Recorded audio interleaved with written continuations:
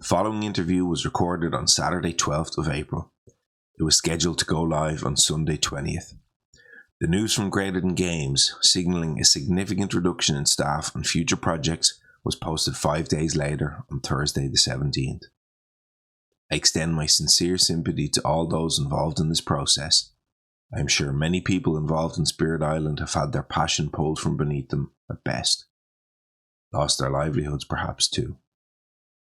This interview was recorded with no prior knowledge of what would transpire. As you will see, Ted speaks very affectionately and enthusiastically about the future of the game. We had a great time, sharing stories and ideas over some light-hearted drinks. Even though the future is uncertain, I hope this brings everyone a bit of joy in these trying times. Ladies and gentlemen, boys and girls, spirits of all ages. Welcome to the BlunderSpeaker Show. Yeah, it's Ted. Yeah, come on, let's go.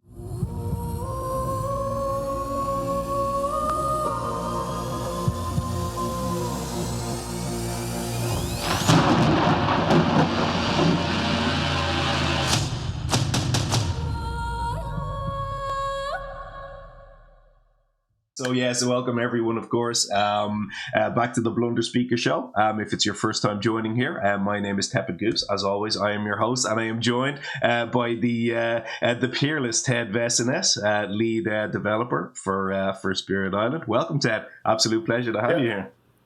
Hey, how's it going? Yeah, it's going pretty good. It's going pretty good. We've got a good session lined up here. I think we've got some exciting stuff planned. We do.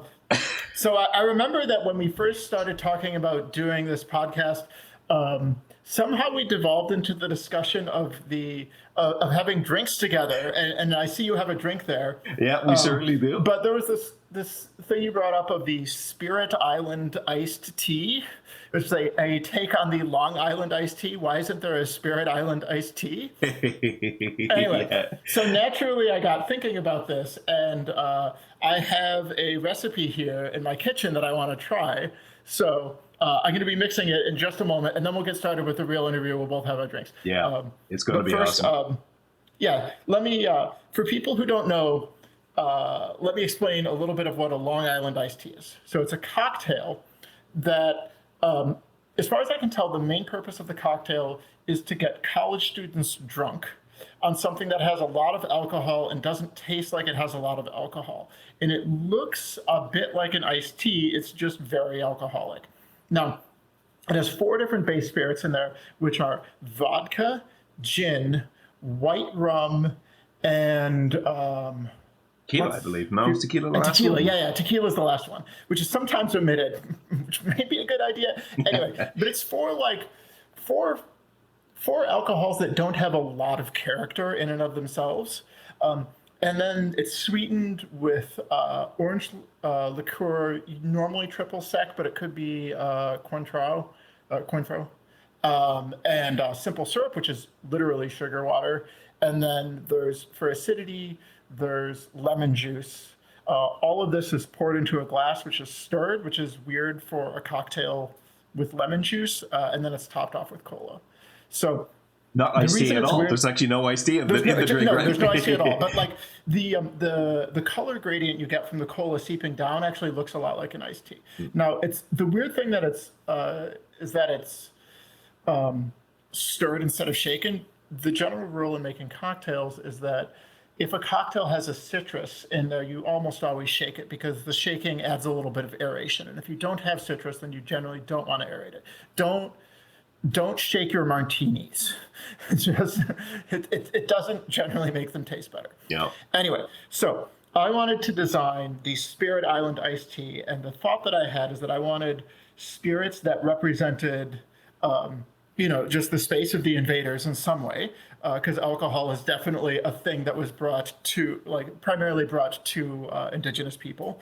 And then instead of, and then for the non-alcoholic parts, mix it with kind of tropical fruit flavors.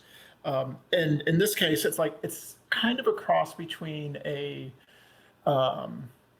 a Long Island iced tea and like a tiki drink, which is often more rum forward and has lots of fruity stuff. So, okay, so let me walk through what we actually have here. We're actually going to have Ted mix a cocktail for us on the show. This is the intro, ladies and gentlemen. Okay. So, so right here for the 4 base spirits, this is lemon juice. We'll get to that later. This is Cruzan Blackstrap rum. This is a rum that actually has some amount of character to it. You're going to get some like real molassesy notes to it. Plantation pineapple rum. Also another good thematic choice. Yeah. This has some pineapple notes to it and effectively rum flavor.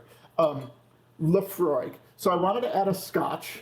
For the Scottish, obviously. Scotch in particular, Lefroy is it's like pretty smoky, so it has some real character. So we're getting like molasses notes, some pineapple notes, and some smoky notes, which actually kind of all come together and has kind of this almost like a grilled sweetened pineapple flavor to it.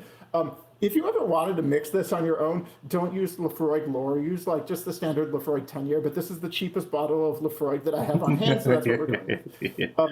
And last is gin, which is like a mainstay of, it's like basically the alcohol that the British Empire ran on. This gin is from Short Path, which is a local Boston distillery. For sweeteners, I have Cointreau, which is basically an orange liqueur. And instead of using regular simple syrup, over here I have a cinnamon simple syrup.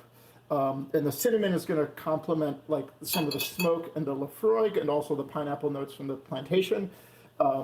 Then for citrus, we're going to have lemon juice in there, as you normally do, and I'm also going to add pineapple juice as well.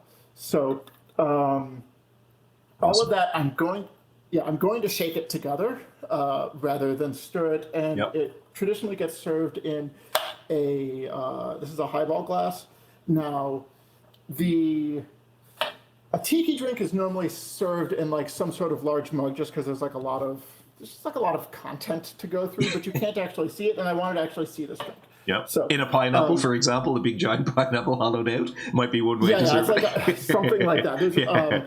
There's probably some cool garnish that I haven't thought of for this. So I'm gonna let me get started with actually mixing this.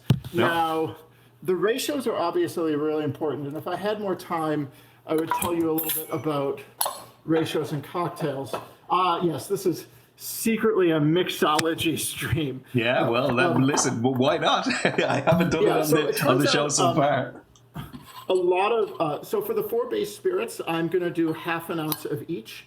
This is going to add up to 2 total ounces of base spirit with a wide variety of flavor profiles.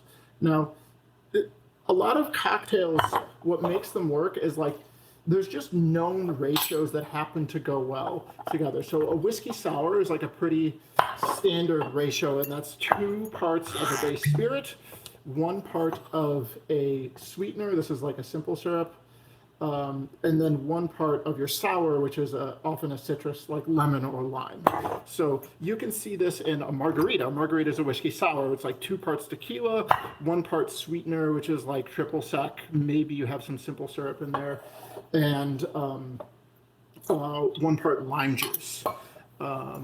Now, if you were paying attention to the recipe for a Long Island iced tea, it turns out that you have 2 ounces of base spirits split among 4 different spirits, 1 ounce of sweeteners, which are your triple sec and your simple syrup, and then 1 ounce or so of lemon juice, 1 part. So you have that same whiskey sour 2-1-1 ratio in there, and then the alcohol flavor is kind of drowned out by adding more cola to it. So it's basically a whiskey sour with more sweetener added to it. Make it easy to drink, get you drunk. And Ted, 2 ounces. Yeah. So for the non-US among us, or at least the non-educated, what does that look like in a shot, like a regular shot? 2 ounces, is that like 60 milliliters or something like that? I could not tell you, honestly. I have no idea. I mean, you could look it up on Google. Yeah, I was very ham-fisted with mine. I got a shot glass when I made mine. I'm certainly not making the same refined version that you are. I just went a shot of each of the 4 boozes. The ratios are the important part. As long as they're all the same amount, it doesn't actually matter what they are. You just might need a buddy to help you out finishing it off. Yeah, So, let me go ahead while you're doing that. I'm going to Google just so I get an answer to this question. What 1 ounce in mils? What does that look like? 1 ounce is almost 30 mils. You're right. So it's what is in an actual recipes shot? it'll be about 30 mils. So what is a shot in mils? Is the question then? Ooh. A single shot is equal to 35 mils in Northern Ireland and Scotland and 25 mils in Wales and England. So on average, a shot is about 30 mils. Oh, so it's a shot is more alcohol in Ireland.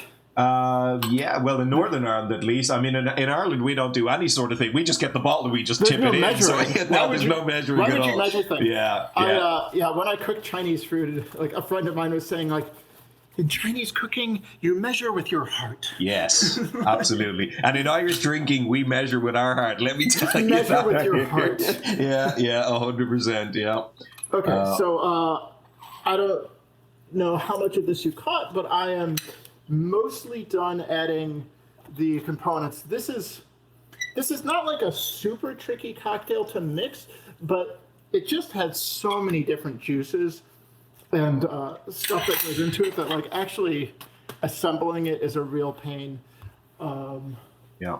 But it's just like the right thing for the show, so I'm here for it. 100%. While you're doing that as well, Ted, I'm just going to make a comment here because I'm noticing my audio levels are peaking every time you like drop something on the counter. So I just... Oh, is this one of those blunders? It's one of those. This is certainly one of those. Yeah, that's awful. That's probably going to be terrible. I'm going to have to fix all of that in post-production, I'm guessing. Think of all the post-processing shit. It's going to be terrible. It's going to be wonderful. So obviously for listeners, I've got my mic set up here where I do all my various filters and noise reductions and suppressors and all that kind of stuff. But for Ted, I didn't get to set that all up because it's a one and done kind of thing. So I have put none of that. So Ted, I think all the work is going to have to be done on your stuff after the fact. So let's see how that goes. I hope you're enjoying this fun at-home vibe.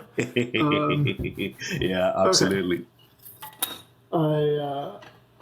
I'm almost done adding the lemon juice. Oh man, this is like one whole lemon.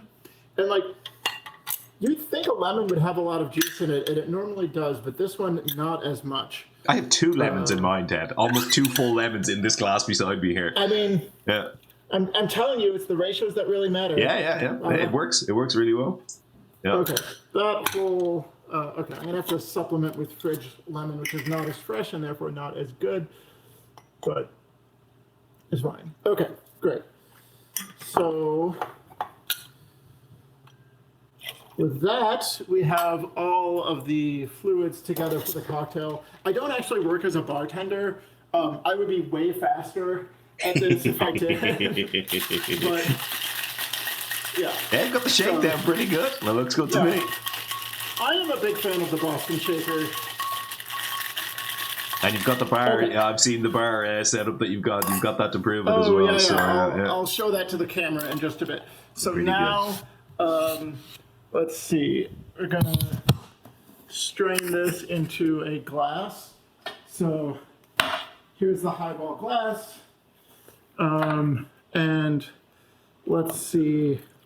They got the strainer and everything. Yeah, this is real classy, real professional looking. I had a lockdown too. I don't know if anyone else did. You had a what, sorry? But yeah, I said I had a lockdown too. Oh yeah, absolutely. Yeah, I had a lockdown, and my bar started looking like yours did. By the end of it, it certainly did not look like that. That's for sure. Yeah, as I said, I don't have a drinking problem. I have an alcohol buying problem. It's really just because I don't drink that much, but I see all these cool flavors. Yeah, so I don't know if you can see the bar in the background. A little bit more around. Yeah. Really it is good. A little better stock than many bars. Pretty good. Pretty good. Okay. All right, let's try this. I'm going to give you flavor tasting notes. Let's go. Oh, man. That's really good. So it's definitely got fruity notes. Like the pineapple is pretty forward. Like it's a pineapple drink, but I can definitely taste all of the rum that goes into it. The Lafroig is definitely there. It has this like, it lets you know that it's smoky, but it's not overpowering the way it normally would be to have a whole bunch of scotch in it. I feel like it's kind of the right amount. Like this drink is a winner to me. Nice. I'm super happy to hear that. We'll see how I feel when I get to the end of it. Yeah, absolutely. And just for the listeners at home, all the prep, the lead up to this episode has all been centered around this cocktail. Yeah, all we've done has been like discussing. Yeah, I did iterations, right? Yeah. I did like 3 or 4 micro batch versions of this, like really small versions with like a teaspoon of each of them together, and I'm like trying to, I did macro iterations. Simple syrup really matters. You did micro. I did macro iterations. Every time I tested it, I made one of these with 4 shots gone into it. So I mean, the secret is I don't like being drunk. I like the flavor of alcohol. Yeah. And like a cocktail has alcohol in it, and I know there's mocktails, but there's a lot of flavors out there that only come in alcoholic spirits, right? Like the Lafroig, I think, is like a really crucial part of this. And they don't make non-alcoholic Lafroig. That would be weird. Now, have you tasted the non-alcoholic like gins and stuff like that? They're absolutely rubbish. No, I mean, my wife got one when she was pregnant. Fan anyway. No, my wife when she was pregnant, someone bought her like one of the non-alcoholic bottles of gin or something. They're about like €35 each. They're like almost the same price as regular gin. And I tried a little bit just to see what it was like. I had been intrigued to understand what this might be like, and it was literally cucumber water. Just water with a bit of cucumber in it, and it's like €35. So that was. I mean, I can make my own water with cucumber in it. Anybody can do that, right? And it doesn't cost anywhere near €35. So okay, that was a whole bunch of cocktail making to start the episode off. No, that's and great. I hope everybody. I think we're good to go here. I think we're good. I think we're ready to start. We're ready to start. So as we said, welcome everyone to the show. We're trust me, if any listeners are coming back to the show, they know me stumbling and fumbling my way through the intro. So that's I think quite a par for the course. But it's an absolute pleasure to have you here, Ted. And really, on a more serious note, huge thank you for being here. It is a real pleasure and a real honor to have you here. Just on a more personal level, when I was starting out as part of this show and starting the journey, I had a couple of things in mind on guests that I would love to eventually have on here, and you were right at the top of the list. For anybody listening, if you've heard some of the previous interviews that Ted's done as part of Kindred Spirit podcast. Hugely interesting guy, Ted. You've got so many super cool things to say. I've loved listening to you in the past, and I'm really excited to hear some of the stuff you're bringing today. So I will, of course, link the old interviews down below for people if you haven't heard them before. I'll put those in the in the description of the video. But look, let's get started here. Very basic. Sort of, you're in game development, and I know you've spoken a bit about what development is in the past and sort of how it differs from design. I'm just wondering, what is that like as a job, right? How did you get into that, or how did you kind of come to kind of do that and be involved in Spirit Island? Yeah, so it's a good question. Just to set the context for people who haven't heard this explanation before about the difference between design and development, I think of the designer as a lot like the author of a book, and the developer is a lot like the editor. It's the editor's job to help bring the author's vision to life in some way. And so when Eric designs content, he has this cool idea of like, I'm going to make an ocean spirit, or I'm going to make a volcano. And then it's my job to make sure that his idea is really coming across as that sort of a thing. So then the question of like, how did I get into this? It's worth just mentioning that like, while this is work that I do, this isn't my day job. My day job is like, I work at a tech company that I'm sure everyone here has heard of before. It pays the bills, and I get to do genuinely interesting work. Like, no game company I could work for, no board game company is going to be able to compete with either the types of problems or just the work environment or anything that I do. So I do game development for fun because I like it. Now, how did I get into this? I feel like maybe as early as high school. I mean, I'm the sort of person that played games my whole life. But back in, like, as I started to get older and, like, approach adulthood, there's a certain amount of, like, you play games and you have a sense that, like, this thing is unbalanced. And then in my mind, I was thinking, like, well, why couldn't we change that? Or, like, this dynamic seems not great. It seems like there could be, like, a really simple patch to it. And a lot of games have really simple patches that you can apply. And so I tried those out in a bunch of board games. And then sometimes I thought there would be a simple patch, and it didn't actually work out, or it helped, but it uncovered a bigger problem. And so then I more and more just started reworking existing designs with just more and more like bigger and bigger changes. And unofficially, I take it you mean, right? Just with your own copy of a board game at home, right? Just not with my own copy of the game. Yeah. It's like, we're just going to try this. And then among friends, when we play this game, we try these sets of rules for it. House rules. To like play with a whole bunch of house rules. And then if you do that for a couple of years, you kind of get like a sense of like you kind of build up the sense of like, what is good balance? What's bad balance? How do you what are some ways that you can, if you see a certain sort of problem, how can you address that? And then that kind of like grew over time to be several of my friends were involved in game publishing and or game design. And so I ended up being playtesters for a lot of this. And it turns out that as a game designer, it's very hard to use a lot of feedback from playtesters. And the reason is that a playtester will have a great idea of whether or not they're having fun, but they have a terrible notion of why they are having fun. And you often end up in the situation where a playtester will make a suggestion of like, you should do this sort of thing.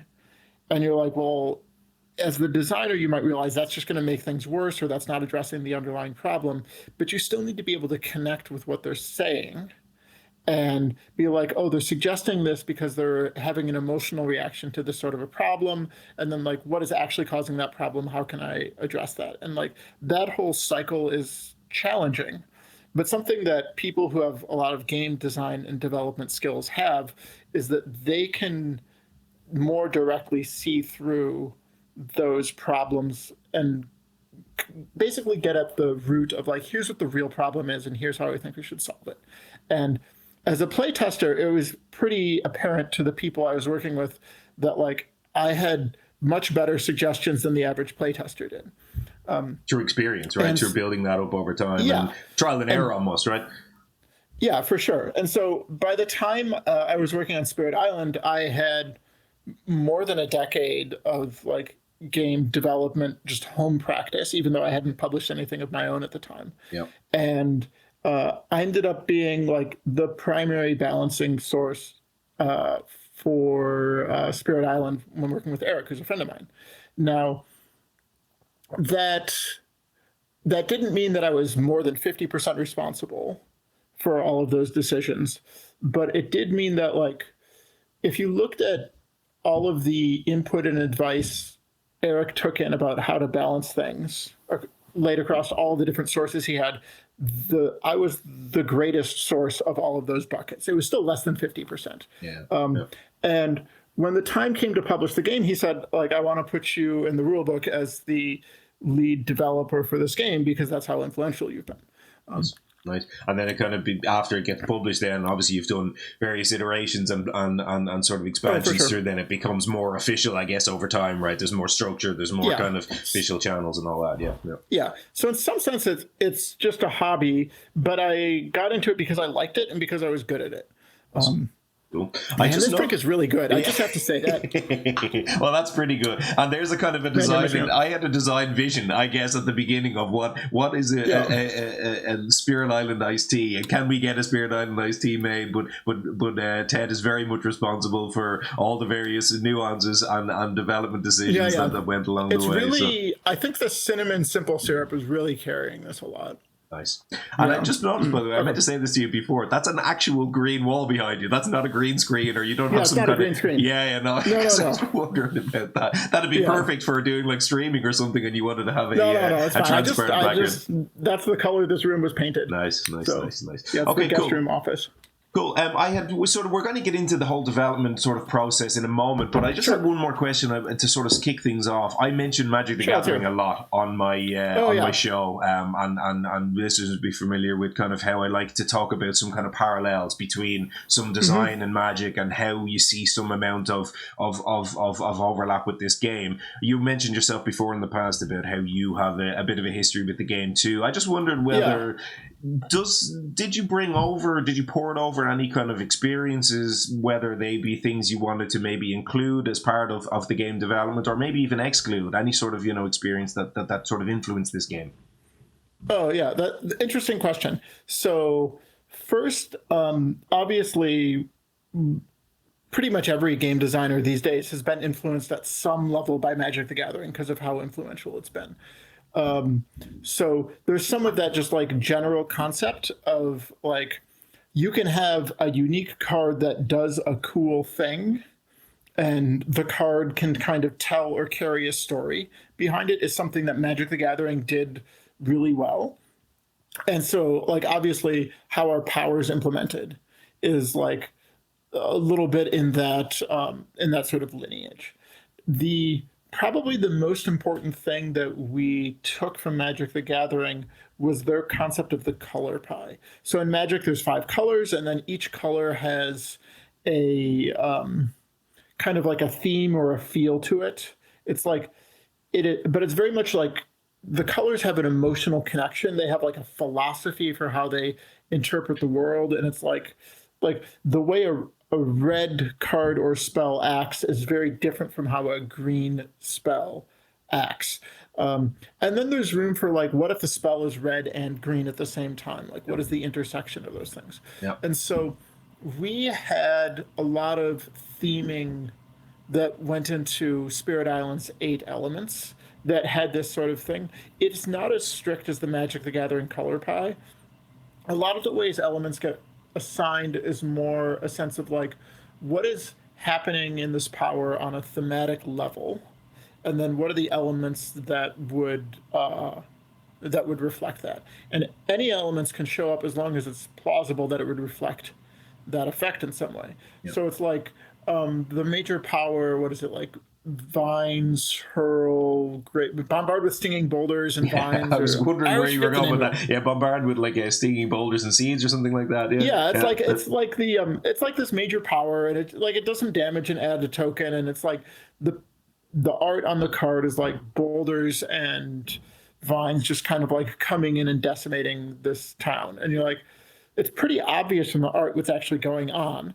And so like the card needs to have earth and plant, because it's throwing earth and plant, and it probably needs to have air because it's throwing earth and plant through the air, right? Like that's like, it has to be there. And it's not like we have anything in there in the game that says air effects do damage to buildings or air is about at range. Like there's some of these concepts, but it's more like the story of the card demands these elements.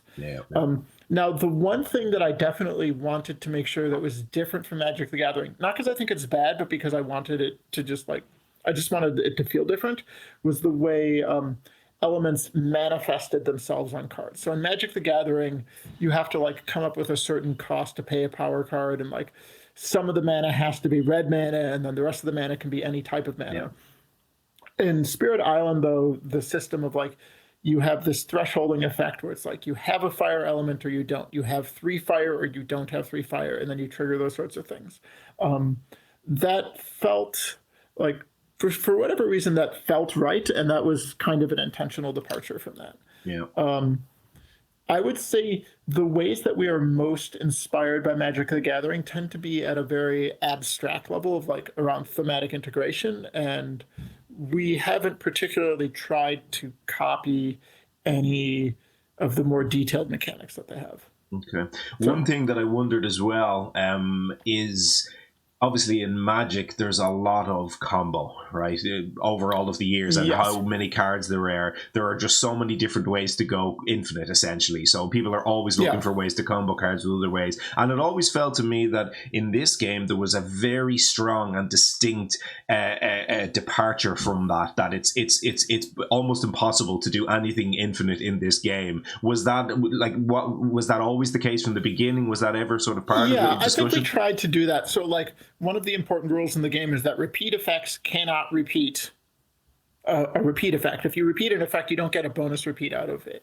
Anything on that subtext.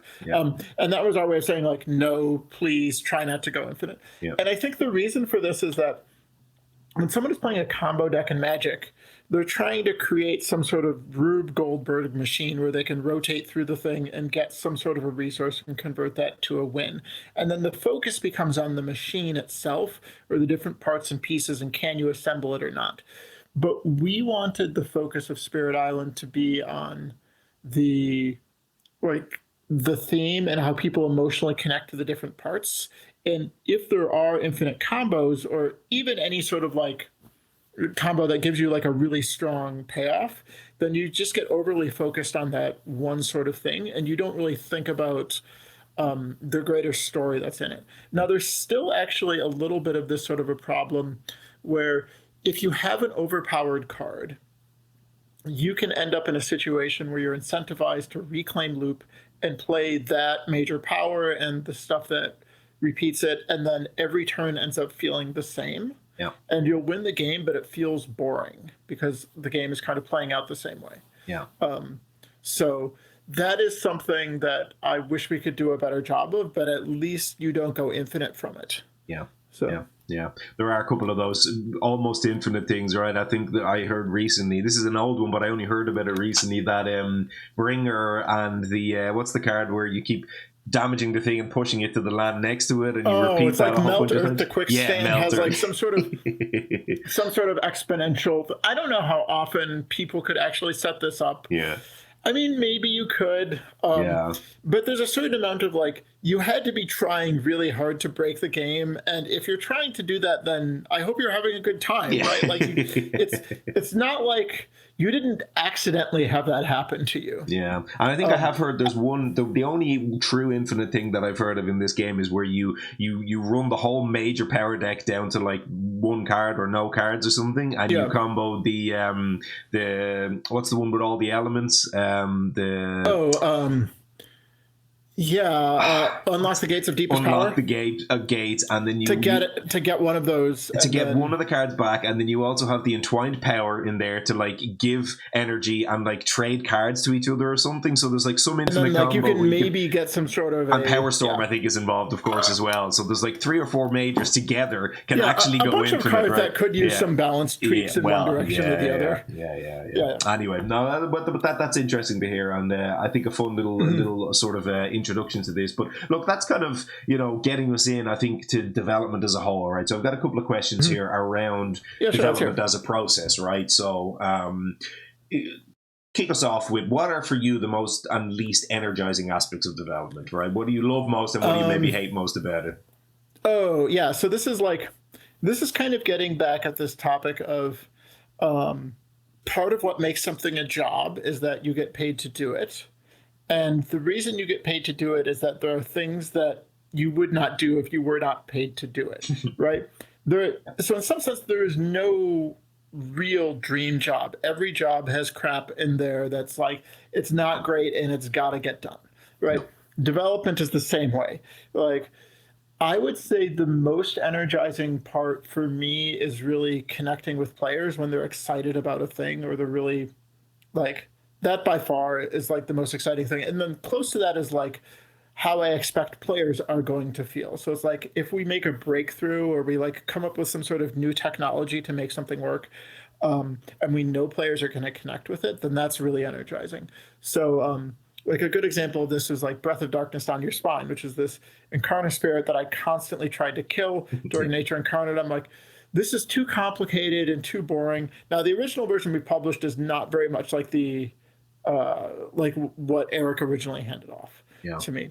Yeah. But it's like at some point in there, Nick and Amelia, who are 2 of the other devs, came up with this notion of abducting invaders. There used to just be one power card that would abduct an invader and return it at the end of turn.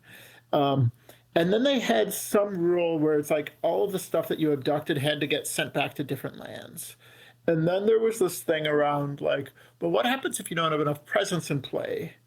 Does it just stay around for another turn? Is that bad for balance reasons? And then I had this epiphany where I'm like, what if that was actually the mini game?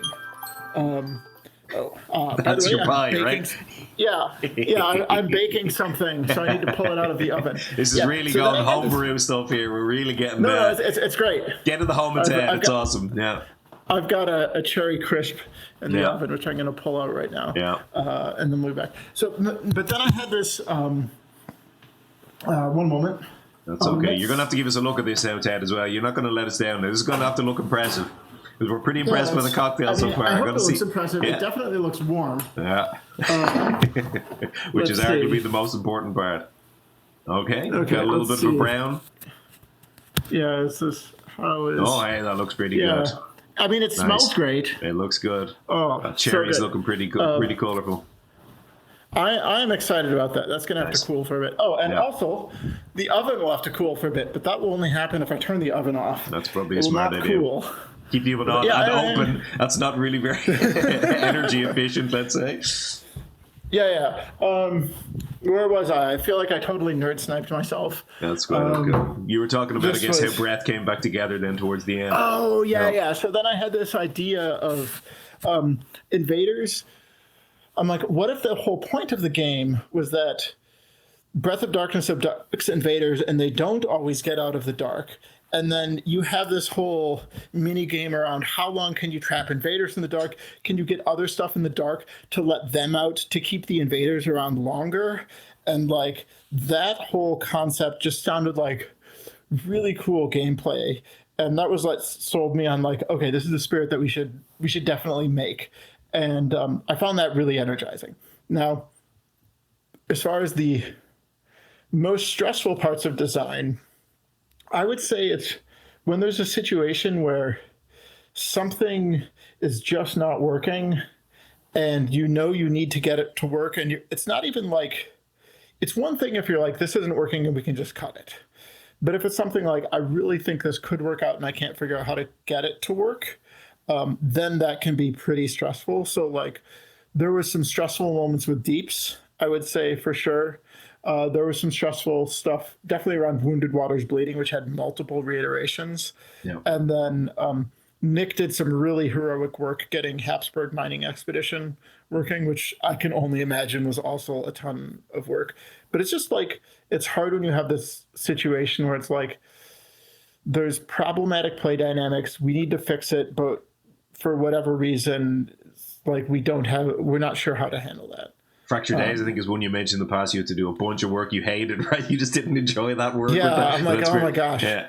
It still probably needed a little more time to bake, but like, it's every spirit would be better with more development. Yeah, like that's 100% of the spirits in this game would be improved with more development time. That's entirely fair. What do you find most problematic about Fractured before we move off that? Is it slip or is it something else? It's probably slip. I feel like slip could use some amount of nerfs. I've thought a little bit about like what those nerfs might be, but just like, some amount of nerfing would be good for that. I mean, Fractured is, for my money, an amazing design. It's a very cool fantastic theme. The theme, the story, all of that kind of stuff. How you feel to sort of go backwards and go forwards in time is kind of all over that spirit. But I find that sometimes what it does is fine, but the actual tuning numbers could be better. Sometimes the game just comes down to ignore every text box except slip the flow of time, and that's almost the only thing that matters in this game. I feel like some of its uniques could be a bit stronger, like the two that don't have text boxes would be maybe a place to start. I mean, sometimes they do amazing things, right? And then other times they're just blank text. Well, that was kind of part of the intent, which is that like sometimes they're super worth it and other times they're not. Yeah. But anyway. Yeah. Okay. Cool. So then talk to me about what a handover looks like. So Eric comes to you, he says, right, I've got this new spirit. You've never seen it before. Here it is. This is obviously part of testing for the new expansion. Bring that through the development phase from sort of start to finish. What do those phases look like? And you don't necessarily need to get into the detail of each one because we'll probably do that after. I would say where I'll generally start off with is a conversation with Eric about the theming of the spirit, where it's like I really want to get an understanding of like what is the spirit from a lore perspective, and then I also want to figure out like how important is it to include this in the design or in the release of the content. I also want to find out from him what are the parts of the design that are like structurally important versus really important to have, but possibly negotiable if there's a problem, versus just like superfluous. So it's like, I want to figure out like what are the load bearing walls of what he's provided and what he isn't. And that will kind of give me a notion of like, where are the places we can go from that. Then the next thing I look for, I basically look at kind of a complexity pass of like, just like, how is a new player going to kind of understand this? Are they going to like kind of get this concept or not? And I also try to understand like, what is the mini game that the spirit is providing the players? Like, does that seem like a fun thing to do? And then development will then proceed based on what I see as the problem. So it's like, if it's too complicated, I'll try and figure out how can we pare this down to something that's like much easier for players to grasp, but has the same sort of feel. Or if the mini game isn't working out, I'll be like, well, what's a mini game that would reflect this theme a little better? And then once you have a really good mini game that's tied to the theme, then I feel like the rest of it is like pretty natural and straightforward. Like, it can take a lot of time to figure out like what should the unique powers be, and like Will he hand over you what are the unique presence powers structure. sometimes, or always, or never, or what is that like when he's giving you a spirit? Is it just the spirit panel? Does he include powers when he's handing They over? almost always will have unique powers. Okay. But sometimes it can be like a rather generic set of powers. Yeah. And like, we've been talking a little bit about what do we think is a good set of powers to include. This is something we've actually been refining a lot in our development process. Like, so one thing I'm looking at is like, what is the total element spread among the unique powers, and then also what is their total cost? Those are two important things to think about. And then you generally want a mix of like, here's some effect that has good elements for triggering your innate, but the mechanical effect doesn't really play into your mini game as well. And then you'll want the reverse of that. Like, this mechanical effect is really important for you, but the elements kind of suck. Yeah.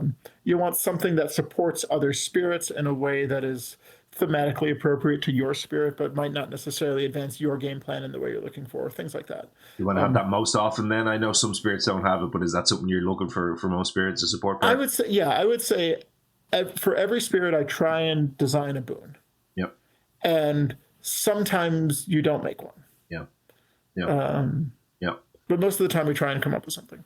And like, is that a tight circle? Like at the beginning, those first kind of maybe days or weeks or whatever, is it just like you and a couple other people? Like, how soon does that get to kind of testing? What does that look like? Oh, I mean, it's like the whole process is like, I would say pretty fluid, where it's like at any stage, like you're kind of building things up in layers, where it's like you want to at a baseline, you need to understand the theme of what the spirit is. And then you need to understand, like, well, what is the mechanical minigame that's built on top of that spirit? And then how is that embodied through special rules? And then what are the innates that built on top of that? And then the unique powers on top of that? And then the growth and the presence tracks. And at any point in the process, you can have built your way up and you're like, actually, the special rule sucks or has problems in some ways. So you got to move back to the special rule. And then usually everything above that will have to change as a result in some way. Yeah. And this whole process, like, can happen many times in the dev cycle. So like Wounded Waters Bleeding, I think we twice changed the internal special rule and had to like not quite redesign the spirit from scratch, but like redesign very large portions of it. Whereas other spirits, like, you just start off with a special rule and you're like, yeah, that's good. So Ember Eye Behemoth is a good example of this, where I'm like, I want a Godzilla spirit that stomps around the island and smashes stuff. And Eric's like, great, here you go. I'm like, you nailed it. We're just going to stick with that. Sweet. And you were talking there about some things. I was interested, like, is there any kind of automation or like algorithms, and I'm talking about simple here, we're not talking about kind of going and writing complex code, but do you have any kind of, templates that you talk there about things like elemental sort of spread, and things like the energy income versus the cost of the uniques? Like, do you have some kind of baselines that you'll take that in and plug it into some? Yeah, we do have some basic heuristics. I would say, like, generally you want the total energy cost of the cards that a spirit should have, like the total unique powers should be, maybe between like 3 and 5 energy. If it's less than 3 or more than 5, often bad things happen, but maybe there's a good reason for it. more and more, I actually like having more offsuit elements. I think this is one thing Roots does really well, which is that it has 16 elements among its unique power cards, a ton of which are just like weird stuff that doesn't play into its uniques, but it helps it draft into interesting major powers and pivot. And I actually really liked how that panned out, and I wish more spirits like Dances does Wash that as Away well, right? on River is like an earth and a water, and it doesn't have a sun on it for balance reasons, but like Wash Away could have an animal on it, right? As like thematically it could support animal. Thematically it might even support air, probably not, but like there's clearly some room for some other thematic offsuit element in there, and that would make River's power drafts a lot more interesting. If you're like, oh, all of a sudden this like earth animal power, it's like on Thresholding mages, right? Yep. yeah, it's like interesting things. So that's like one of the reasons I'm kind of like leaning towards like I would like more unique powers to have more offsuit elements.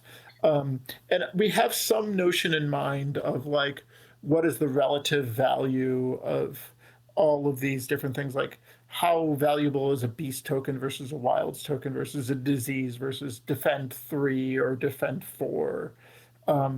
But all of those at some point are just starting points. So you actually have to play the power and see how it works in particular and with the spirits kit to figure out how to adjust things up or down.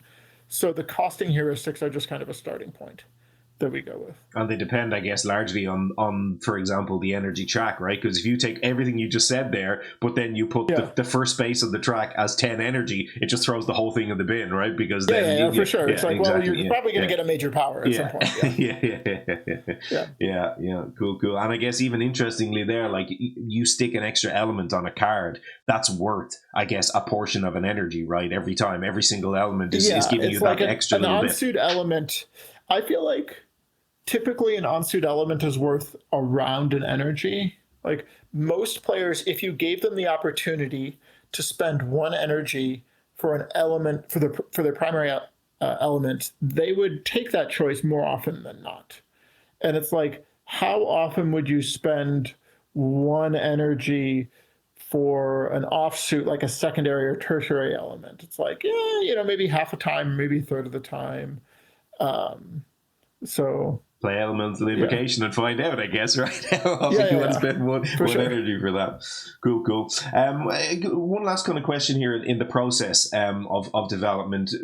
Do you have a card or a spirit that gives a really good example of development kind of driving the end result? And clearly here, this is going to be everything, right? Everything has development that drives it, but something that's very specifically where maybe Eric handed over something where he was stuck. He had some kind of design in mind, but he was kind of stuck and he couldn't really think about how to bring it to life. And you came up with some very kind of clever development technique maybe to bring that vision to life.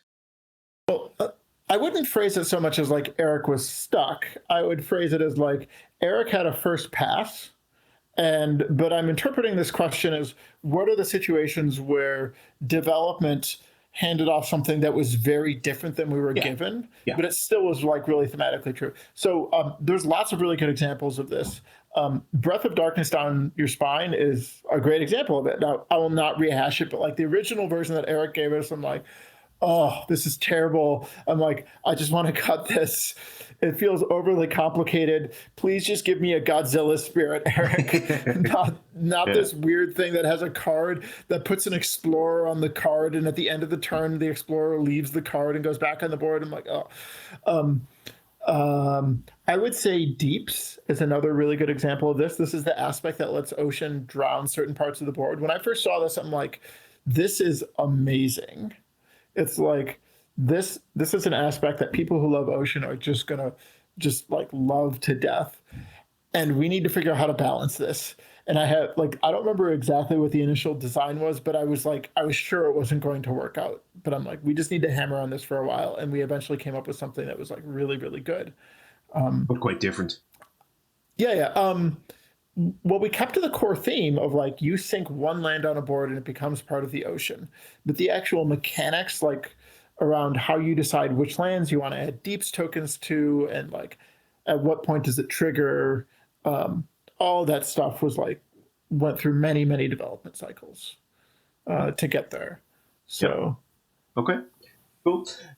We started to get into a small amount of what testing sort of looks like there. I had some kind of specific questions around this. We may have covered some of these, but we'll go through a little bit here. So I'm interested to understand how I phrase this is how many game layers that a new spirit gets tested again. So, like, you know, I guess this is probably pretty dependent on the spirit, but like, you know, does it go through every single adversary? Does it get tested against every level of adversary? You know, every scenario? Do you combo spirits with each other during testing? Like, how much of that? What's the breadth, let's say, of how all that works? Interesting.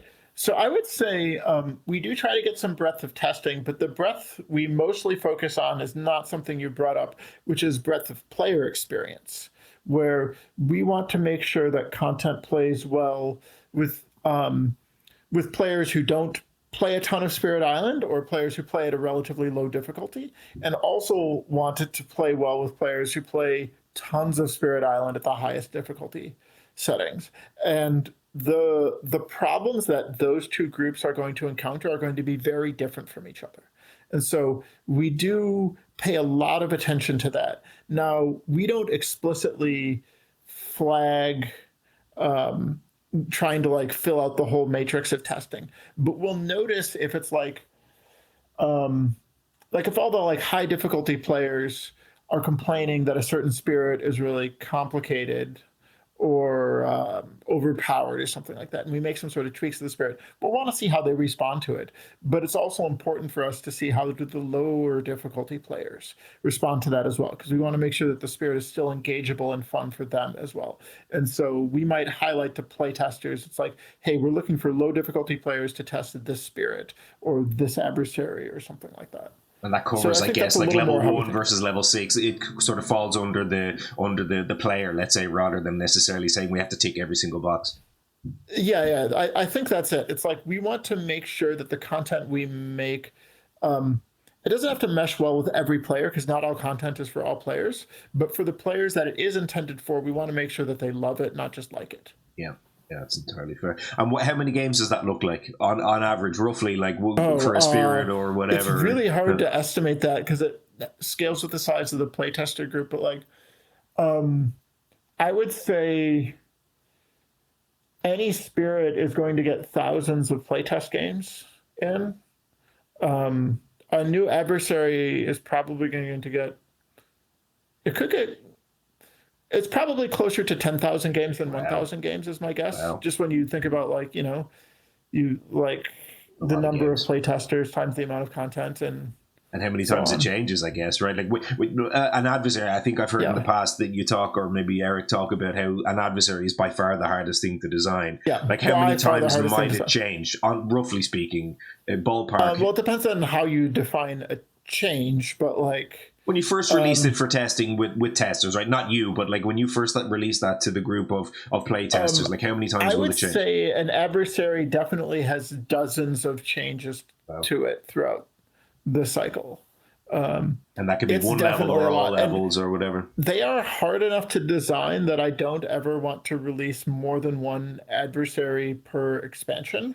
Yeah. If we somehow design 2 amazing adversaries, I would rather hold one back as a backup for another expansion in case we design one and the adversary isn't working out. That makes sense, yeah. Were there 2 in Jagged Earth? I had like all the content at one point all together. Yeah, Habsburg. Yeah, Jagged Earth was a really big expansion. Yeah, it was huge, right? What did you have there? You had Habsburg Livestock and Russia? Yeah, that's right. Yeah. I got, like, when I started the game, Jagged Earth was already released, so I just bought everything together basically once. I played one game, maybe even 2. I think it was 2 games of the base game, and I immediately went. I bought the crate, which is over my shoulder. I bought every expansion. I bought the wooden tokens. I bought absolutely everything after playing it twice. I'm a fan of the content. Not everyone needs to get all the content, but if you enjoy it, then you should get it. Just get it all. It's all worth it. For anyone out there listening, new players, every single piece of content in this game, every box has absolutely fantastic content. They're all. But also, I'll say, if you're a new player, don't buy new expansion content until you're excited about trying some new content. I agree with that. I do. Yeah. Don't do what I do. Do what I say. Don't do as I do. I went and bought it all, but I absolutely don't encourage that type of behavior. Yeah, it is very easy to get overwhelmed with the amount of content, and if you approach it at a more titrated rate, then you'll be very happy you did, and you'll really appreciate it. But like, you'll get the most out of your buying for your book as well, right? You get the most out of the box too. I realize that there's still actually some content in Nature Incarnate that I have never actually personally played, which is like, well, I mean, you played it in testing, right? There's still one spirit in this game that I haven't played. But there's 20 aspects and 8 spirits. And, I still haven't played Rising Heat. I've never played with Rising Heat. I think it's the last spirit that I've never played with. But it's one of them. There is a vast quantity of content across this game, and it's all marvelous. Okay. Your own play testing, right? So we talked about sort of the process around development and everything like that. But for you, like, how do you tend to? Are you just like a pure volume guy, just jam as many games as possible, or are you more like slow, thinky, play less games but really think about and hypothesize? And how do you kind of approach that? That's interesting. I feel like, for me, the easy part is playing a game, and the hard part is interpreting the data that you get from playing a game. So normally it's like, if I just play one game with a spirit, I will have like a sense or a vibe of like, here's what these structural issues are. Or I might know like there's problems in a space and maybe I need another game to explore that space a little more.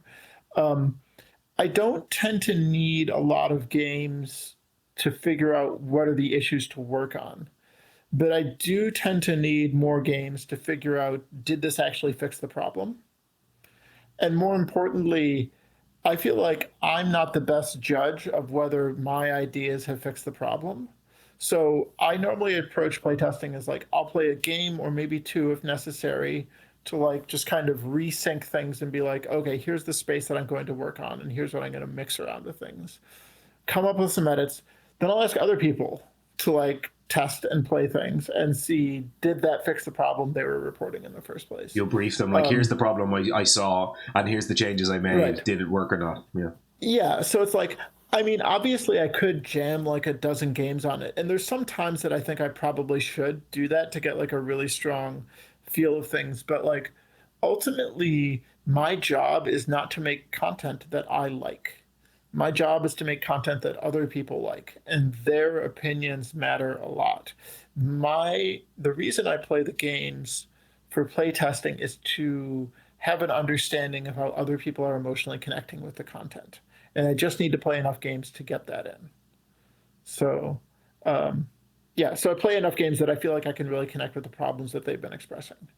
Cool. And I often wonder, do you have like big stats and trackers? Like, do you take notes? Are you tracking all your wins and percentages? Do you do all that? Like, I mean, I love doing that, but do you do that? Is that something that's part of it? I personally don't ever do that. It doesn't really make a lot of sense because every version of a test thing is like slightly different than the one before. Yeah. Now, the playtesters as a whole do input their feedback on a site that we can look through in aggregate.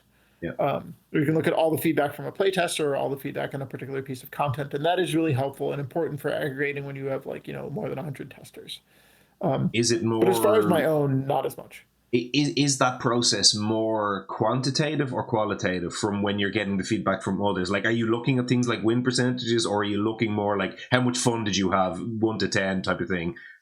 I mean, both, right? Both of those things really matter, right? Like, and it depends on the sort of problem we're looking at. It's like if we it always matters whether players emotionally connect with content and whether they're having fun. And then additionally, like whether or not you won is not actually as important as a playtester because, people play against different difficulty levels. Like some people like playing Spirit Island at a difficulty level where they win 100% of the games. And some people want to play where they win 90% of the games. And some people want to play where they win 50%. And there's no right or wrong, and you can't really calibrate between those. Yeah. So it's dangerous to draw conclusions from that. But whether or not people have fun, that is like across the board something that everyone will report on. Yeah. Yeah. So. Interesting about the pushing to the limits there. I was going to ask you about that. I mean, I personally, I'm more in the category of win 50% of the time. I like absolutely breaking myself by playing as hard. Like I love playing 6-6, for example. Like, do you take any of that stuff into account as part of testing, or is that a bit too out there? It is it's still really important to us that we connect with the players, like the median player, right? The median player of Spirit Island is probably playing with an adversary. They are definitely not playing level 6 of an adversary. The median player, I'm guessing, is probably somewhere in the like level 2 to 4 of an adversary, is my guess.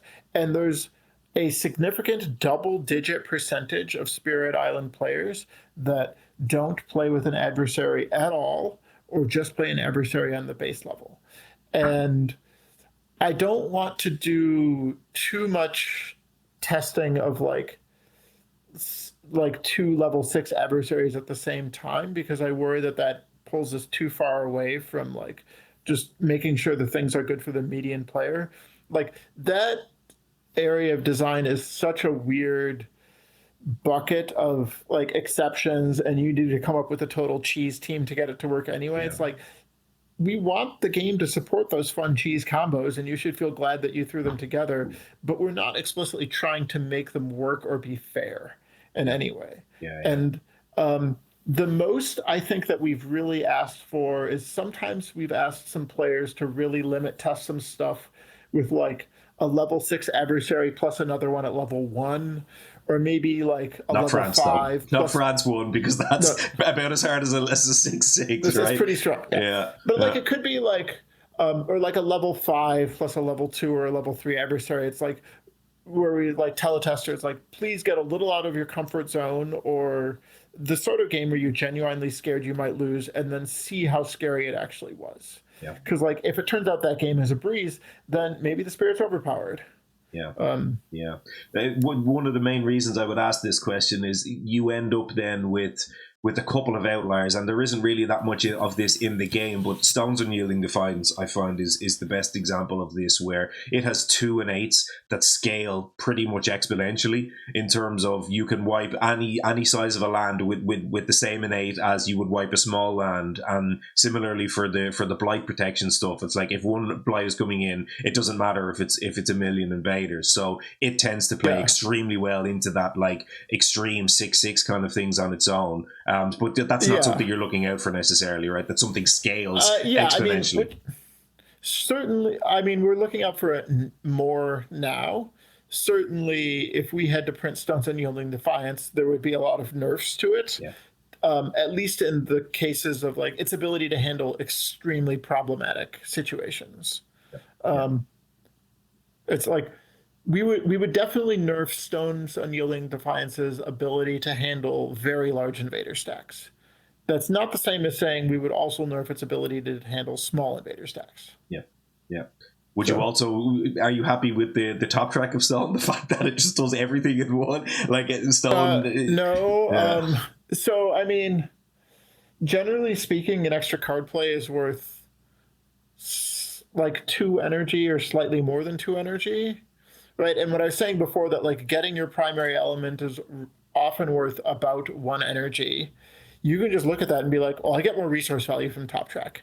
Maybe that's not great. And reclaiming, right? You just reclaim, keep placing for the top track. You get the two earth elements as well, right? It's, So it's like so maybe like a whole bunch of like balanced stuff for the spirit should get reworked.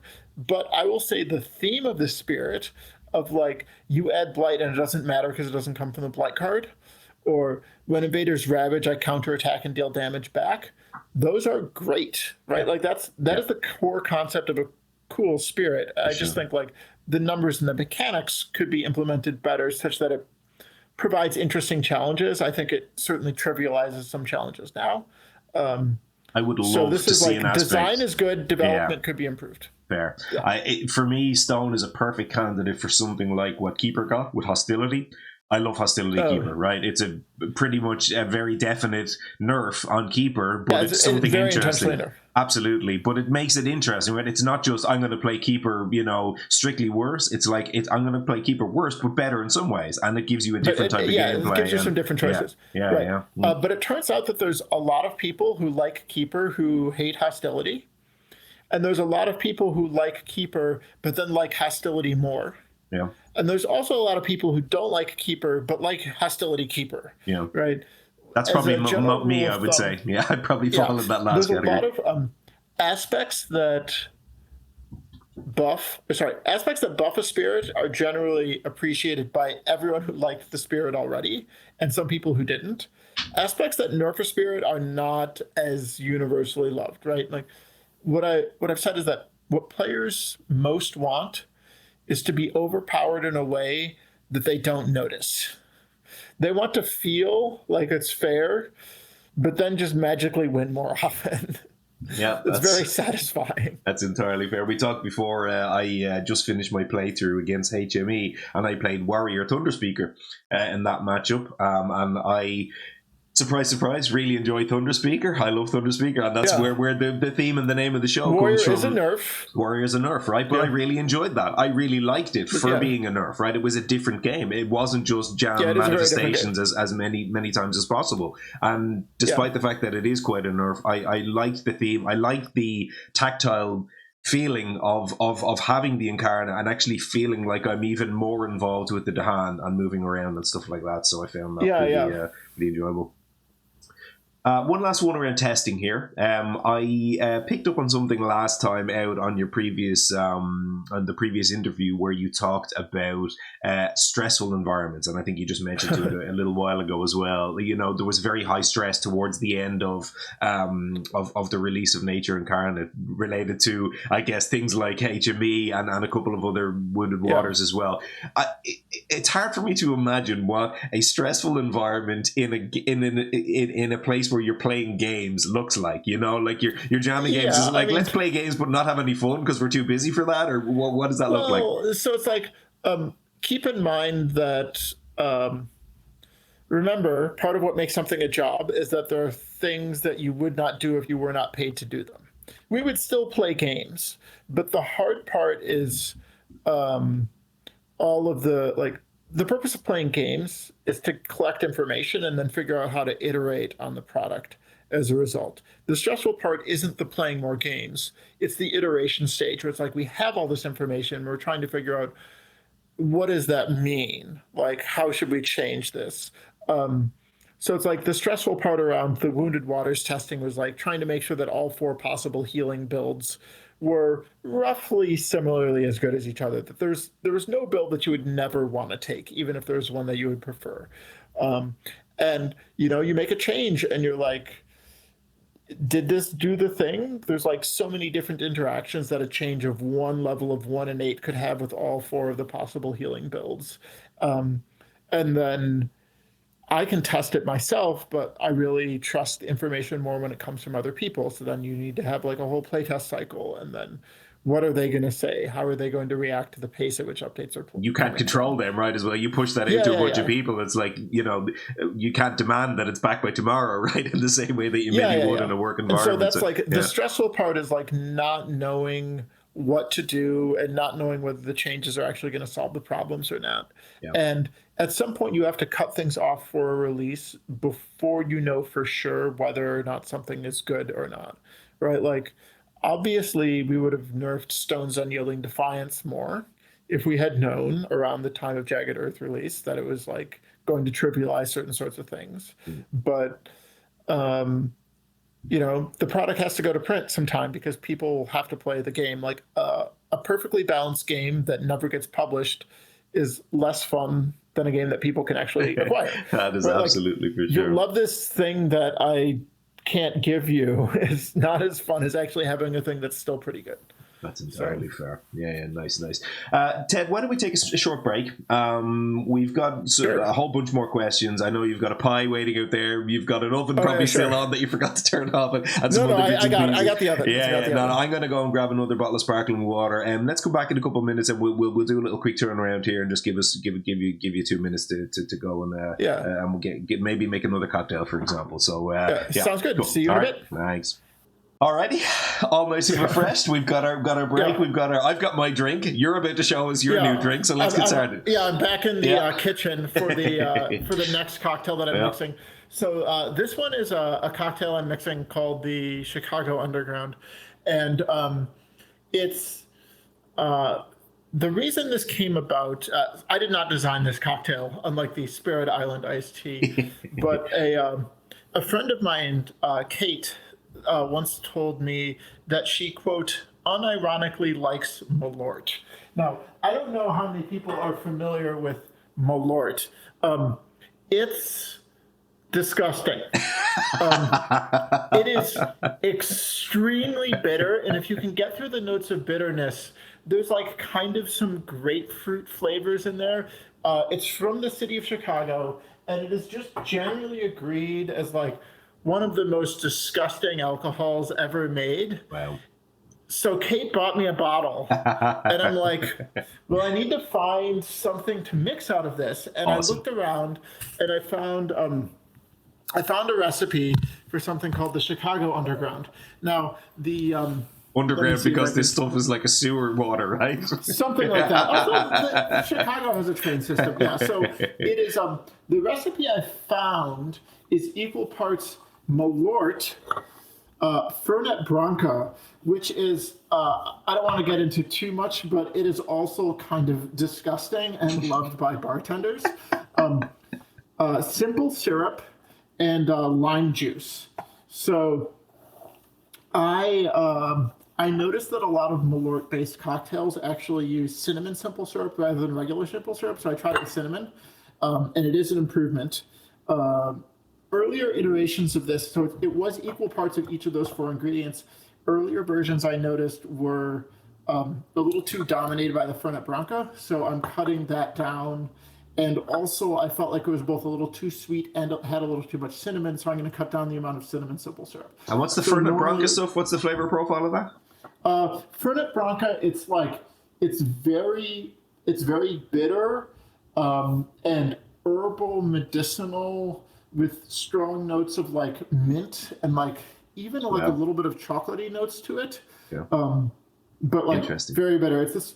If you ask 2 bartenders to agree on how much Fernet Branca should go into a cocktail, they will agree on more than an average person would like. Okay. So normally I would be doing 3/4. The official recipe is 3/4 an ounce of each of these and regular simple syrup. I'm going 3/4 ounce, half ounce, and then 3/4 an ounce of lime juice. And we're going to see how that turns out. And this is shaken again because remember there's citrus in the cocktail, so we shake citrus cocktails. Sweet. I've already measured out the 3/4 lime juice. Here's half of the simple. It turns out like I'm also considering a slightly different ratio. This is like 2-2-3-3, but if that ends up not working for some reason, then I could try ratios of like 4-4-3-3 instead. 4 is more than 3, Ted, and for me, more booze is better than less booze. So I'm definitely. Well, I mean, but that's just the ratios, right? You can scale it up or down. Yeah, that's totally fair. Come on, Ted. Yeah. I'm a simple man. I hear more, and I hear booze, and I put the 2 and 2 together, and I end up with more booze. You can't blame me here. What I will say is, if you have a bottle of Malort, try this cocktail. It is surprisingly good. When I first tried this cocktail and I told my friends about it, I'm like, this cocktail's amazing. And then as I thought about it more, I'm like, actually, no, this cocktail is good. It is amazing that this cocktail is good. You put 2 hideously disgusting drinks together and it ends up okay, which is amazing. And Malort are like, they're just not although there is actually there's some other really good stuff you can do with Fernet Branca. I have a couple other cocktails that use it. In particular, sorry if it's a little loud. That's okay. It's actually not peaking the same way it does when you slam something on the counter, but that's okay. Yeah. Okay, so in particular, Fernet Branca, because it has both mint and chocolate notes in it, it's really good. I need my strainer. One moment. Poured over mint ice cream, right? Yeah, well, so actually there's a cocktail called the Grasshopper, which is like a mint chocolate chip. Creme de menthe. Creme de menthe and creme de cacao. Yep. So adding a bit of Fernet Branca to that actually tempers the extreme sweetness of it while still adding some of the flavor notes. So it adds like a real depth of complexity. Right. Interesting. So I tend to not like mint chocolate all that much. I don't like mint chocolate chip ice cream all that very much. Have you heard of a thing called Ep.8 sweets? Oh, no. Do they have those in the US? No, I haven't. Ep.8 sweets are these absolutely disgusting things. Oh, wow, look at that. Interesting. Yeah. So that is the drink. It's got actually a pretty interesting color to it. Yeah, it does. Let's have a sip and see.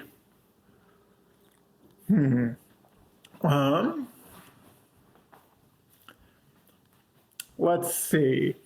It's definitely a little too bitter. I think the amount of simple syrup. If you see me walking back to the kitchen, that's because I'm going to doctor up and add a little more cinnamon simple. You reduced that, right? You in the thing that you did, you took some out, but you're putting it back in now, right? Yeah, I'm putting a little bit back in. Yeah. Not back up to the full amount. Yeah, not a full third or whatever. Yeah. But it was. I have a bar spoon somewhere. Whatever. Just whatever. Yeah. So, it did need a little bit more sweetness to it. That picks it up. It needs just enough sweetness to counteract the bitterness. I'll probably keep working on this. I think it is a good cocktail, and I feel like it's probably not so far off from being a great cocktail. Yeah. All right, let me see if I can safely sit down here while also getting my drink. Yeah. Which is not spilling it all over you. Its own. Consequently, I've gone and just got myself a whiskey. This is about as simple as it gets. You're going simple syrup plus a bunch of other things. I'm going simple whiskey. What whiskey did you get? What type of whiskey is this? So I'm going Irish. I much prefer Irish whiskey to Scotch. So this is Redbreast 12. Is it it's Redbreast 12? Yeah. Oh, yeah, I have a bottle of that. Yeah, Redbreast is pretty good. Yeah. It's actually cheaper to buy Redbreast in the States than it is to buy it in this country, which is just insane to me. A little weird, but okay. Yeah. Tax on booze in this country, even booze produced in this country, is very, very high. But you're buying it, so I guess something's working. Well, it's pretty good booze, so there is that. Okay. All right. Anyway, as we were, indeed. Right. So we are going to get in a little bit into, we've covered some spirits sort of here and there throughout the other questions already, but I had some sort of more spirit-specific questions here.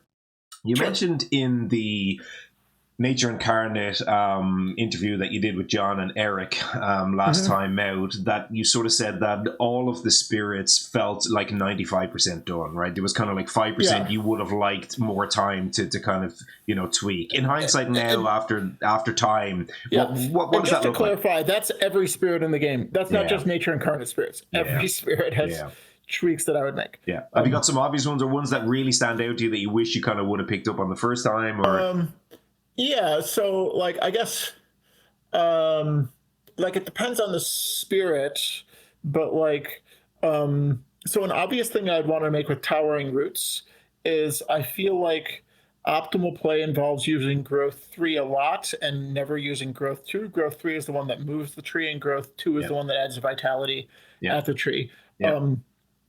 I think if you change Growth 3 to have range 0 presence placement rather than range 3, and then boost the range on Growth 2, and on the Reclaim Growth as well, then you get much more interesting play dynamics. You still get to move the tree, but the presence goes at range 0, right? Yeah, but you can only put the tree you get to move the tree, but it has to be at a land where you already had presence. You can't throw your presence into some land and then move the tree. Yeah. Right. Got it. Yeah. So that changes dynamics a lot. Okay.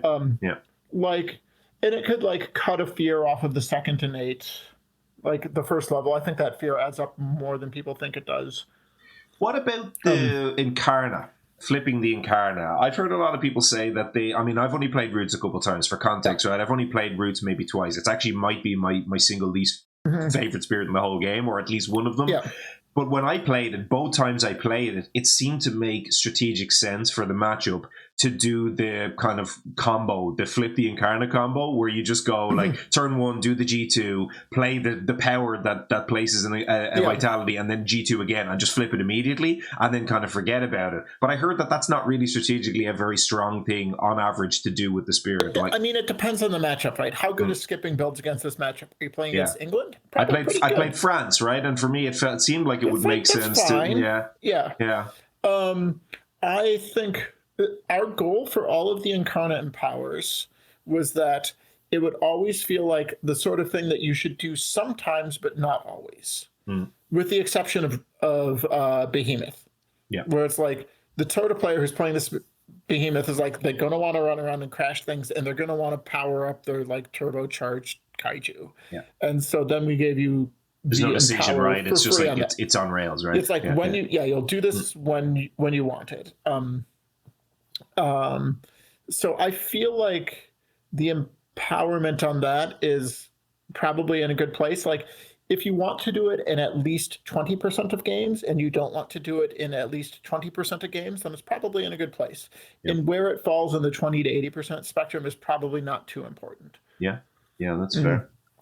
Like I hear people talk about Roots being massively overpowered, right? I've seen recent discussion in the Discord about this being an almost broken spirit, and if that hasn't been my experience, in all honesty, but that's probably a me problem, right? The sorts of things that I would be nerfing are probably the things that you wouldn't be abusing as much anyway, right? Like there's a lot of tricks around the growth placement that probably that players are taking advantage of. But swapping the growths around, you might not notice that. Like this is one of those things where it's like the nerfs we'd want to apply would be nerfs to the very highest difficulty players that hopefully would not be nerfs to the average player. Whereas something like what I would want to change for Wounded Waters Bleeding, the main changes I would make is that the replacement healed innates, I would like them to be less game winning. I want them to give you like tools to win the game, but I feel like they can kind of like take over the game on their own. This is the second one, right? Not the first healing card. Yeah, the second one, the one you get on turn 5. Yeah. It was like if those were like a little weaker, like still good, then I think there would be more interesting gameplay. It's like, and at the time the decision was like, we want the spirit to feel genuinely awful on turns 1 and 2.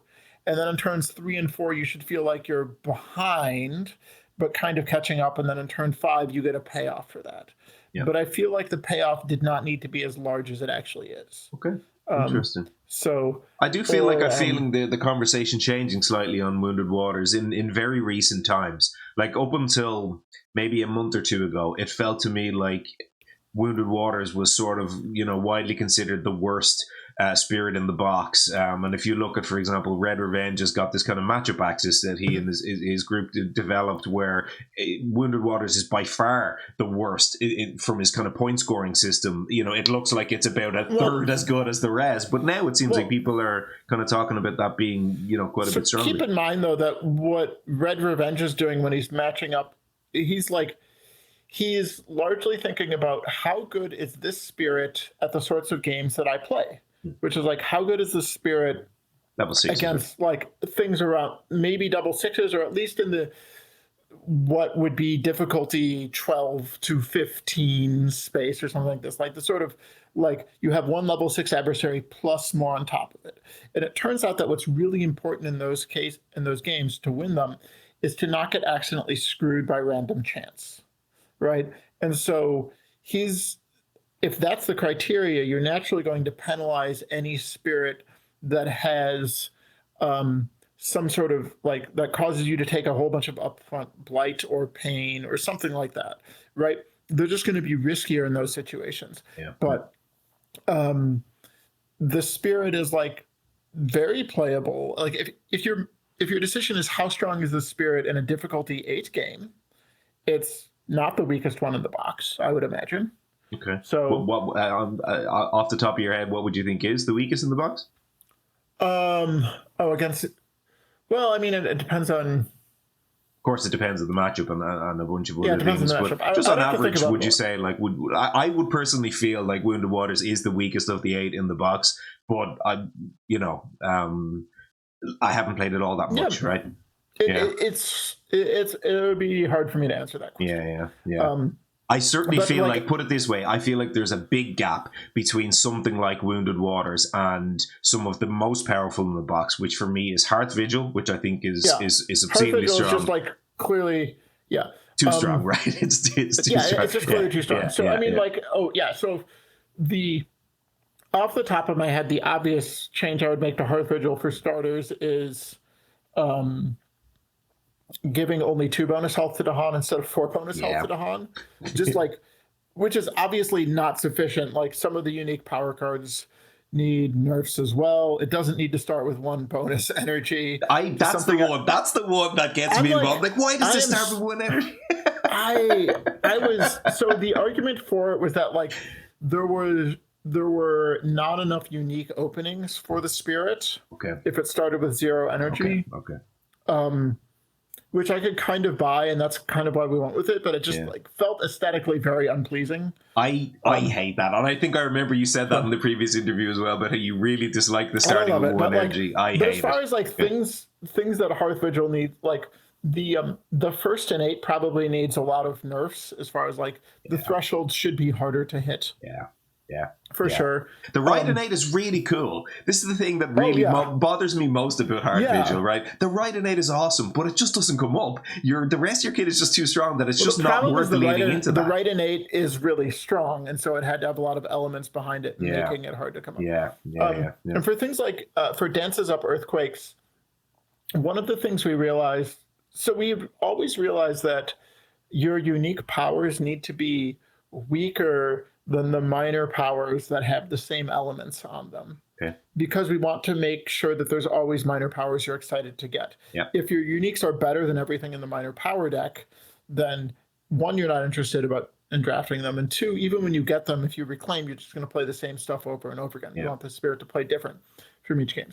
What we did not account for, though, is that when a spirit starts with more than 4 power cards, when it starts with like 6, like Dances Up Earthquake needs to, then the average value of the starting unique needs to be lower than the average value of a unique for a 4 spirit, than for a 4-card spirit, because you're getting like all the additional value from that power card.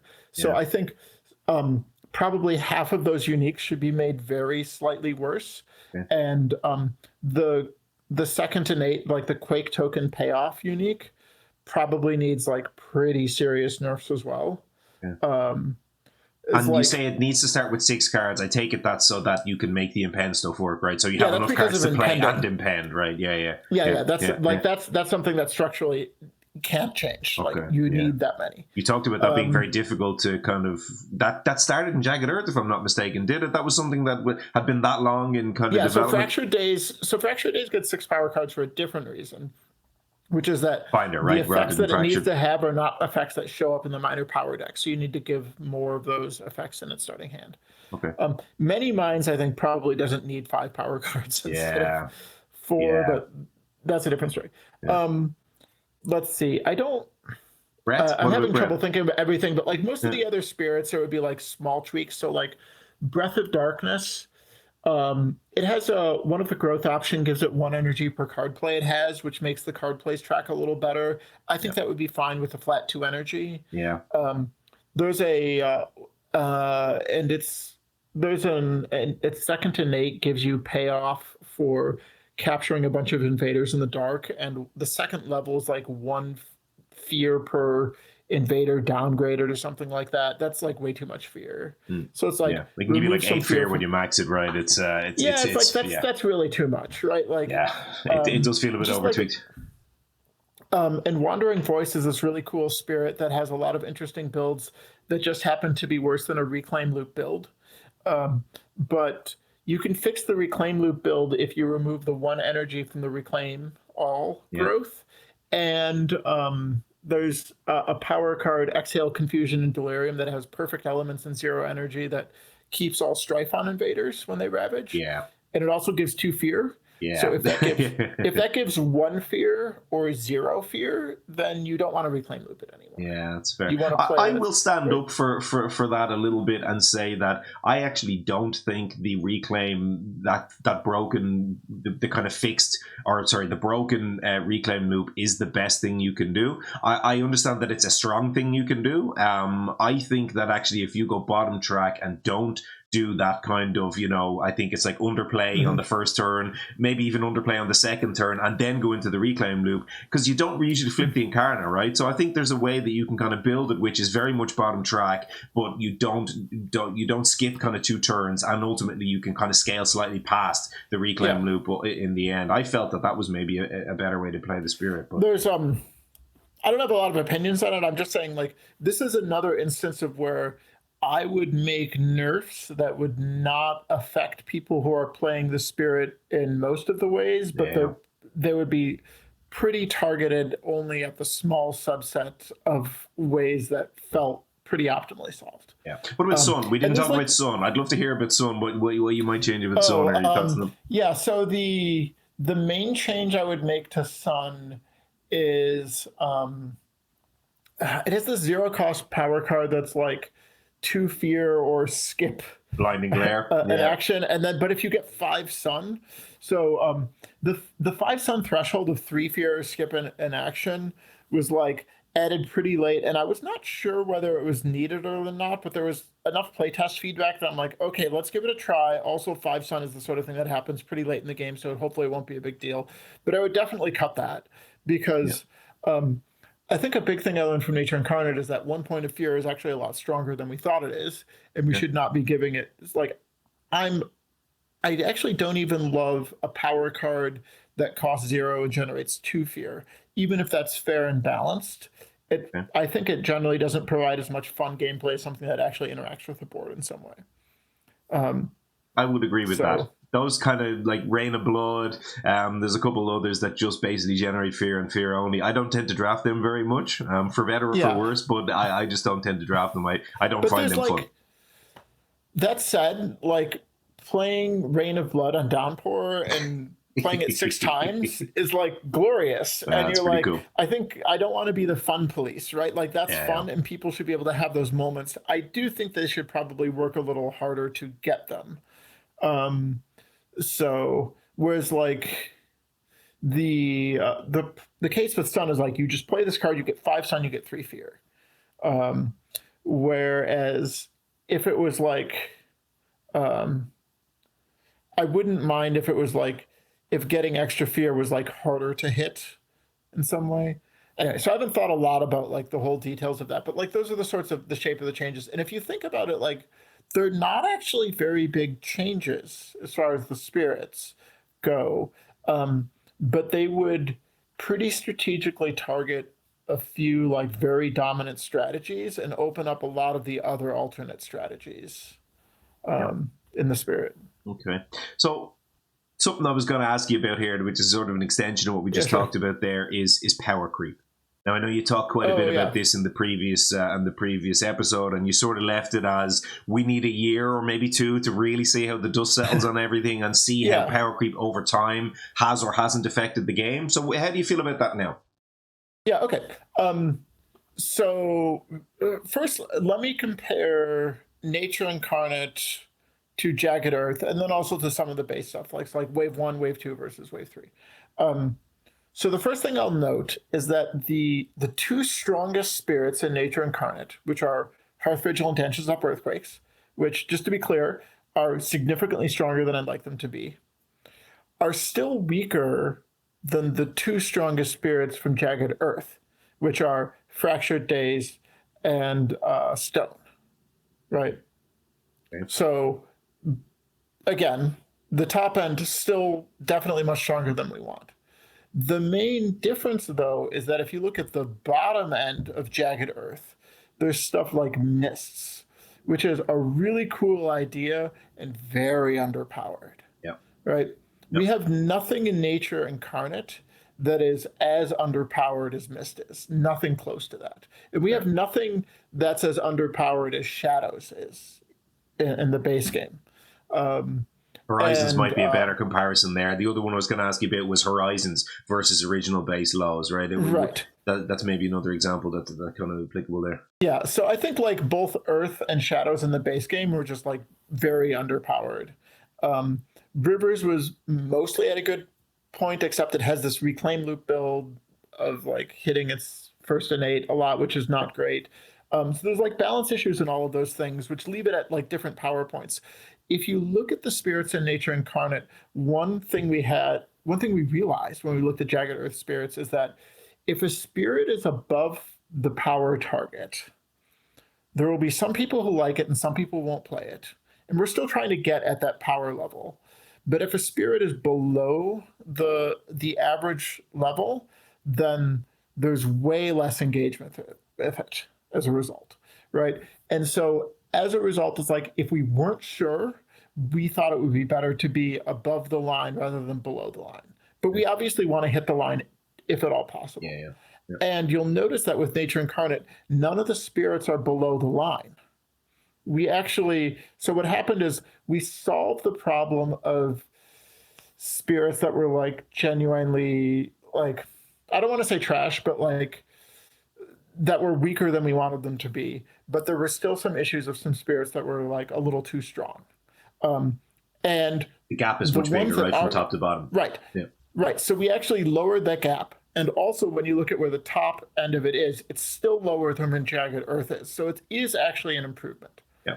Now, that said, let me talk some about power creep in Spirit Island versus a game like Magic the Gathering or Yu-Gi-Oh! Has power creep because the companies behind them want new cards that they print to be more exciting than old cards so that people will buy the new content. And that's not a cost dynamic that makes any sense in Spirit Island because Magic the Gathering and Yu-Gi-Oh! Are competitive games. You play against someone else and you want to be stronger than them so that you win more. But in Spirit Island, you're playing against the AI or an adversary. And if the spirits are stronger, then we just need to make adversaries stronger to give more of a challenge. But in order to make an adversary stronger, it has to become more complicated. And if an adversary is more complicated, then it's harder for people to play against it. It's harder to test.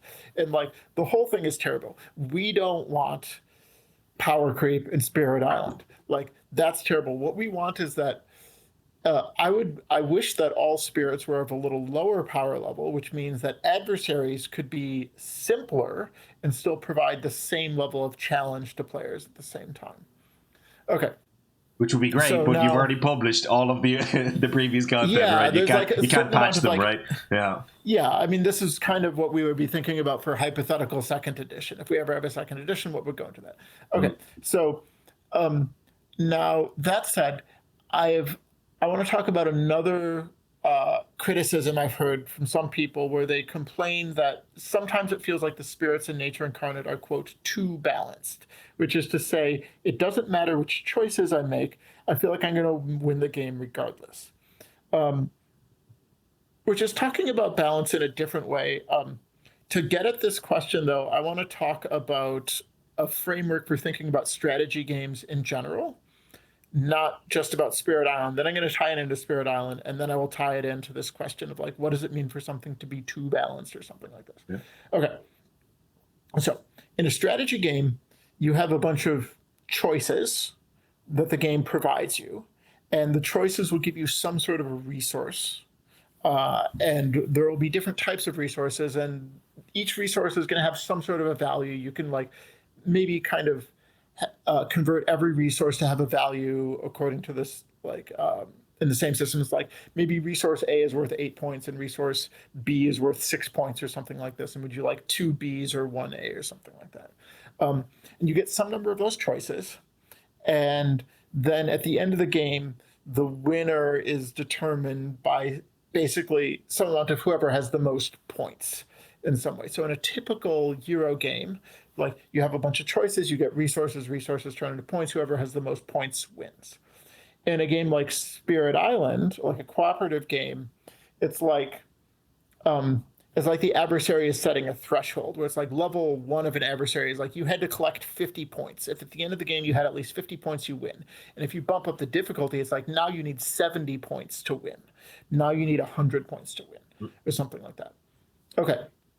So let's talk. There's 2 different ways that you can talk about a game being balanced. So let's think about, let's say you have a game where a player has 10 choices throughout the game. And every time they get a choice, it's like you get to choose one of resource A, B, or C. And let's say resources A, B, and C each average 10 points on their own, 10 points of value. So at the end of the game, you're going to average about 100 points of value. Now, how much A, B, and C provide is going to be contextual based on the situation. Maybe sometimes A is only going to be worth 8 points, or maybe C is going to be worth 12 points.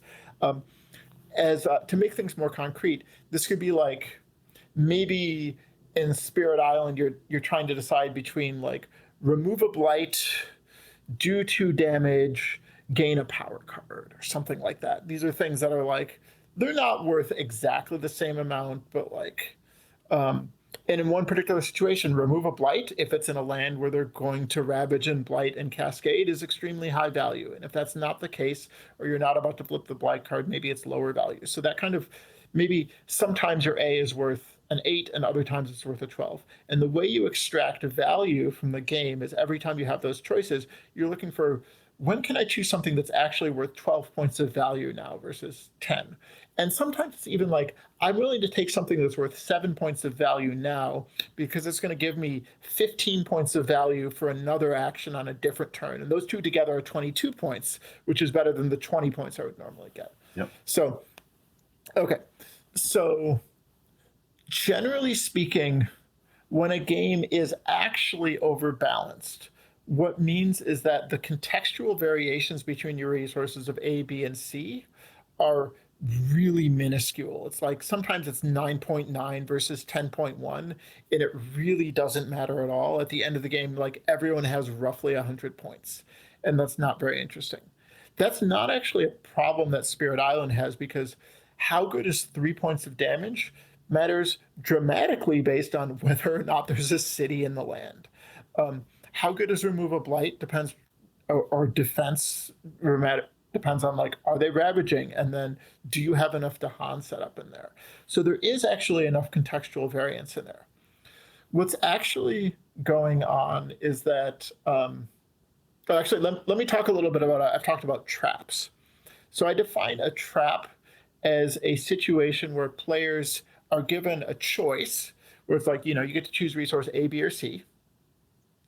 But one of those choices you should never, almost never take. So imagine resource A is worth 2 points and resource B and C are worth 10 points. And we say, which one do you want? You should never pick A. Like maybe there's some weird corner case where A happens to bust up to 6 points and the others go down to 5 and then you want it or whatever. But like normally it's like A is a trap in that situation because it's basically never helpful to provide that. Now, the base game actually has a lot of traps in its spirits where it's like for base river, it's like you want to grow a whole bunch on the bottom track to get to 4 card plays and then replay your massive flooding. Any other option you take is kind of leaving value on the table. And it's not like you're not getting value out of it. You're not getting 0 points. You're just saying, no, I don't want 10 points. I'll take my 5, which is kind of a losing strategy. Yeah. Right. So that's what I would consider a trap. We had got really good in Nature Incarnate at removing all of those traps. It's like all sorts of spirits have lots of different builds to them, by and large, that provide actually very similar amounts of value, but the contextual, the contextual texture of the game can make one particular thing a little better or worse than another. So Sun is a great example of this. We're like full bottom track, really interesting. Full top track, really interesting. Yeah. Hybrid mixed, really interesting in different ways. Yeah. Okay. So let's talk about what I think most players are talking about when they say something is overbalanced. What they mean is like, it doesn't matter what I pick because I get my 10 choices of A, B, and C, and they're all going to get me, between 8 and 12 points each, and I end up with 100 points. And the adversary only required 80 points for me to win the game. So even if I picked all of the 8-point options, it would still be sufficient for a victory, and that's why it feels like it doesn't matter. What's actually going on here, the real problem, is that the Spirit is giving players 10 opportunities in the game to get resources, and the Spirit should just give fewer resources.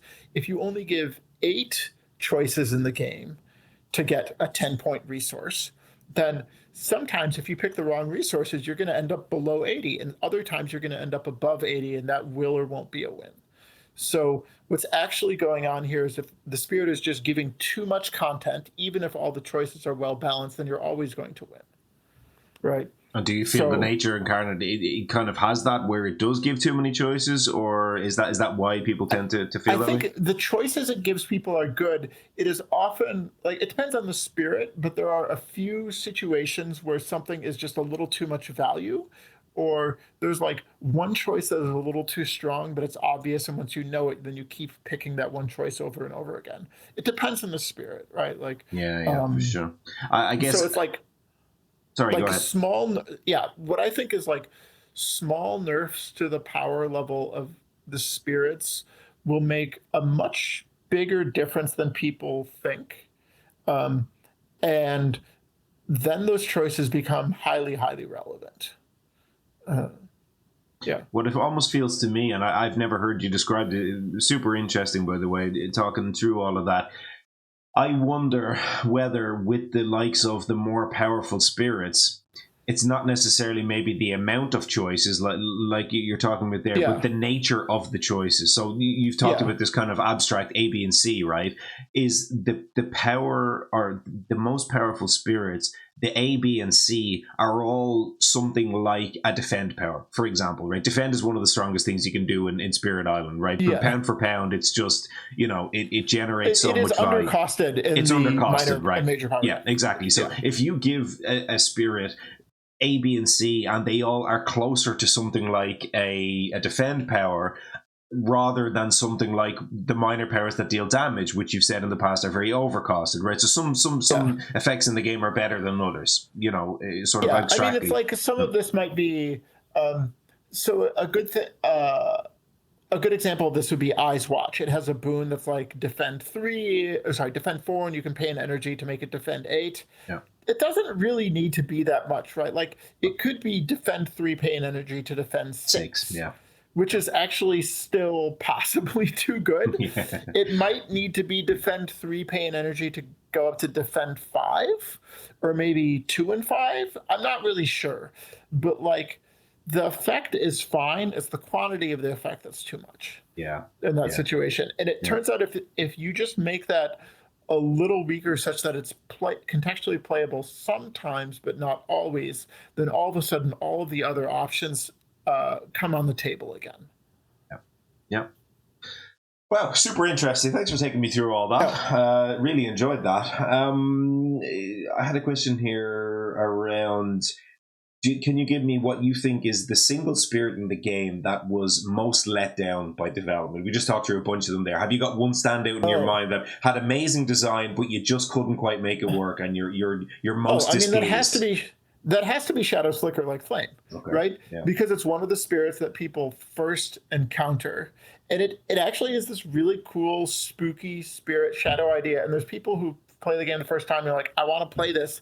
I really like the concept of this. And then like the actual gameplay, like how it manifests, is like, doesn't really line up. I would say one of the things we learned is that by and large, players are going to connect with spirits most when they interact with the board in very direct and like understandable ways, as opposed to like weirder, more esoteric things. So like a weird esoteric board interaction is like Fractured Days, which occasionally wants presence in play, but not too often. Even Finder is doing a lot of stuff on the board, but it's in like very weird ways. Whereas like ThunderSpeaker is like a pretty straightforward spirit. You're like, I get my presence in the land and I get Dahan in the land, and we're going to kill invaders because we got those two things mashed up together. That's the sort of thing people can relate to. And the more spirit just Shadows kind of like leans a little bit into fear, but then it has this kind of Dahan mini game, and it's like, I think a cool concept, but it never quite connected with players. There might be spirits that maybe Shadows might have done a better job of connecting its theme and mechanics than some spirits, but as far as like the effect it had on the game, because it's one of the first spirits players are likely to encounter, I feel like that is the one that like mattered the most. Yeah. obviously there's been 5 aspects I think now of It shadows. feels effectively patched. I was about to say, is that done? Is that it now? Yeah. Are you happy enough with it? Yeah. I don't think we're getting another one, are we? We don't need 10 more shadows aspects. Were you happy with Darkfire? Where that ended? Is that for you Yeah, now? I was Kind of actually shadow really happy soft? with Darkfire. Yeah. I don't know if it's too strong, but like I feel like it was a good send off for the spirit. Yeah. Also, Breath of Darkness felt like a really good send off to the spirit. It's not actually shadows, but it's like the things that you like about shadows, you will love about Breath of Darkness, and I'm super happy with how that played out. Yeah, me too. Me too. I think Darkfire is excellent. I think it's very strong. Like you said, I don't know if it's too strong or not. It's certainly significantly stronger than the base spirit. It's like, did you have fun? Good enough. Yeah, I really like it. I think that ended up in a great place. You talked before about Plague Ship to Distant Ports or something. I never remember what the actual spirit is called. And how that was kind of, you talked with Eric on the previous one about how you guys went through iterations and how that initially seemed very unbalanceable, and then you went through this whole process of kind of coming up with a mechanic that worked for that, and ultimately you were happy to where it got in the end. Is there any others? Because you talked a lot about that in the previous ones. I don't want to dig into that now, but is there anything else that kind of similarly felt impossible at the beginning, totally unbalanceable, but you got there in the end? I mean, so Fractured Days was a spirit that I was like really nervous about, and I feel like despite the fact that it is definitely overpowered and needs some nerfs and some balance tweaks,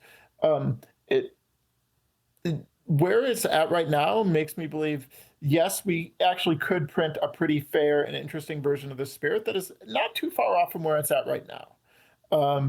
So that's that for sure. Could you do that with an aspect? Is that something that could be done with an aspect, or does it need enough rework that an aspect wouldn't work?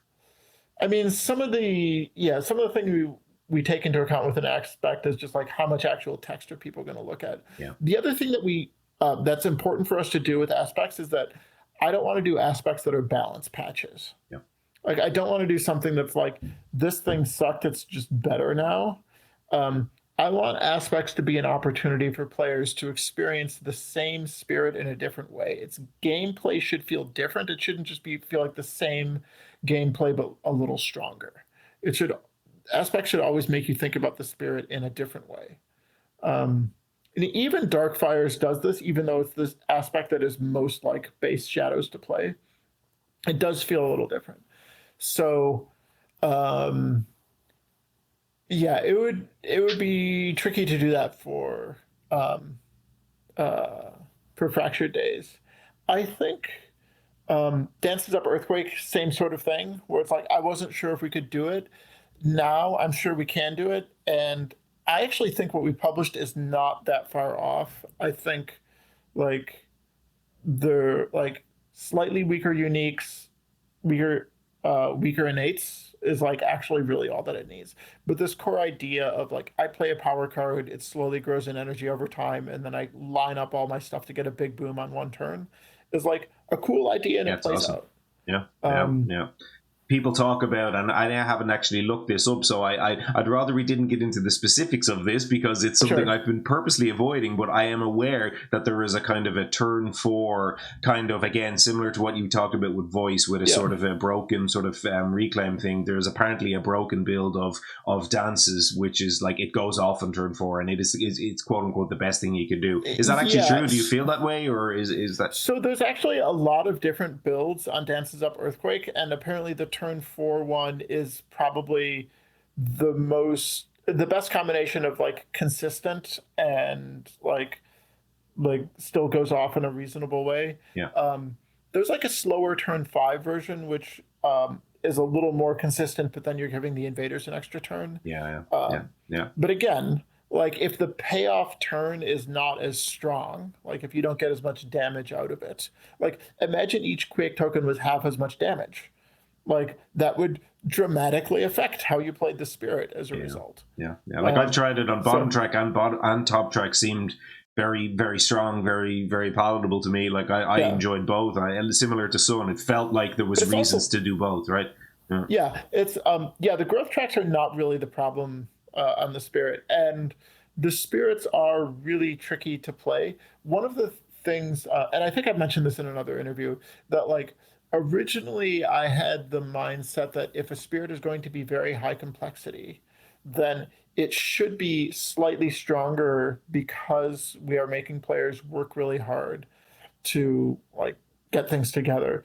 But the reality is that it's not that spirits should be slightly stronger when they have very high complexity. It's that spirits should be slightly stronger when they don't have a built-in win condition. Yeah. So a spirit like Fractured Days or Finder, it's a little okay if they're a little stronger because you can get things under control, but you still need to figure out some way that you're going to close things out. Whereas Dances Up Earthquake had this built-in win condition already. And so having it be a little stronger just meant like I work towards my built-in win condition. Does it need as many elements? That was something we talked about earlier. I meant to ask you at the time when you said about wanting more sort of offsuit elements. Dances has a lot, right? It's got all of them, right? Does it need all of them? Yeah, it was very intentional that its starting 6 power cards have all 8 elements on it. And this is because we wanted people who drafted Dances to be getting major powers a fair amount of the time and trying to threshold them. And we wanted like which uniques you forget versus keep to change based on what you've drafted. So I don't know if it needs it, but I think that's an important part of the design. I don't think that's a problematic. That's not the reason the spirit is plays too strong. Okay. It's that the payoff for the quake when you line everything up. The quake is basically the problem. Yeah. Is more like it doesn't need to be that strong to incentivize things. Okay. So. Okay. Yeah. Apocrypha spirits. Let's talk about those a little bit here. Sure. So obviously, for those not aware, there are 2 Apocrypha spirits in the game. One came out a couple of years back, right? It's probably about 2-3 years ago now, where Spreading Rod came out. Yeah, and then more recently, probably about a year ago, I guess we got Covets. I don't actually even know the full name of the spirit. So full sort of disclaimer here. Shards of Earth. There you go. So full disclaimer for me, I have not engaged with these spirits yet. These are spirits which I said to myself, a little bit like we talked about earlier on, where you want to take your time and go through all the content. These were like the spirits I kept purposely to the side, where I was going to keep them for the future when I've quote unquote exhausted everything else that there is to have in the game. Yeah. So I haven't yet dug into them. So just to let you know that. Yeah. There's technically 3 Apocrypha spirits, but only 2 have been released. Oh, well, I didn't know that. Many years ago, Eric made an Apocrypha spirit for his wife. Oh, cool. But it was never publicly released. Awesome. I have not seen it. Wow. I don't actually want to see it either. Because if I do see it, like the developer brain in me will like kick in and like think like, talk about what's not balanced. Yeah, it's like, but it's not a spirit that was created for balance reasons. It was a spirit that was created for exactly one person to play. That is awesome. And there's a Magic the Gathering card. Do you know about that? That Richard Garfield, the creator, made for his wife to propose, right? Yeah, when he proposed to her, there was like a one-off card that was made or something like that. Yeah, stuff like that. Yeah, that's super cool. I did not know that story. Anyway, that's awesome. Yeah, so you'll never get to see and play that spirit. But that's quite okay. Cool. So talk to me about Spreading Rod and Covets. Like, what I wanted to know was sort of, especially in recent times, I've seen you a lot on the Discord kind of getting feedback about Covets and talking about sort of what works, what doesn't, all that sort of stuff. So why does that matter, right? Why are you putting that effort in? So let's, Apocrypha spirits in general, the important part is, like, I describe it as fan fiction that Eric has made for his game, which is to say it is not canonical content. There is no such spirit that belongs to the lore of the Spirit Island in the same way that like Finder of Hidden Paths is a legitimate spirit that actually exists in the lore of the island.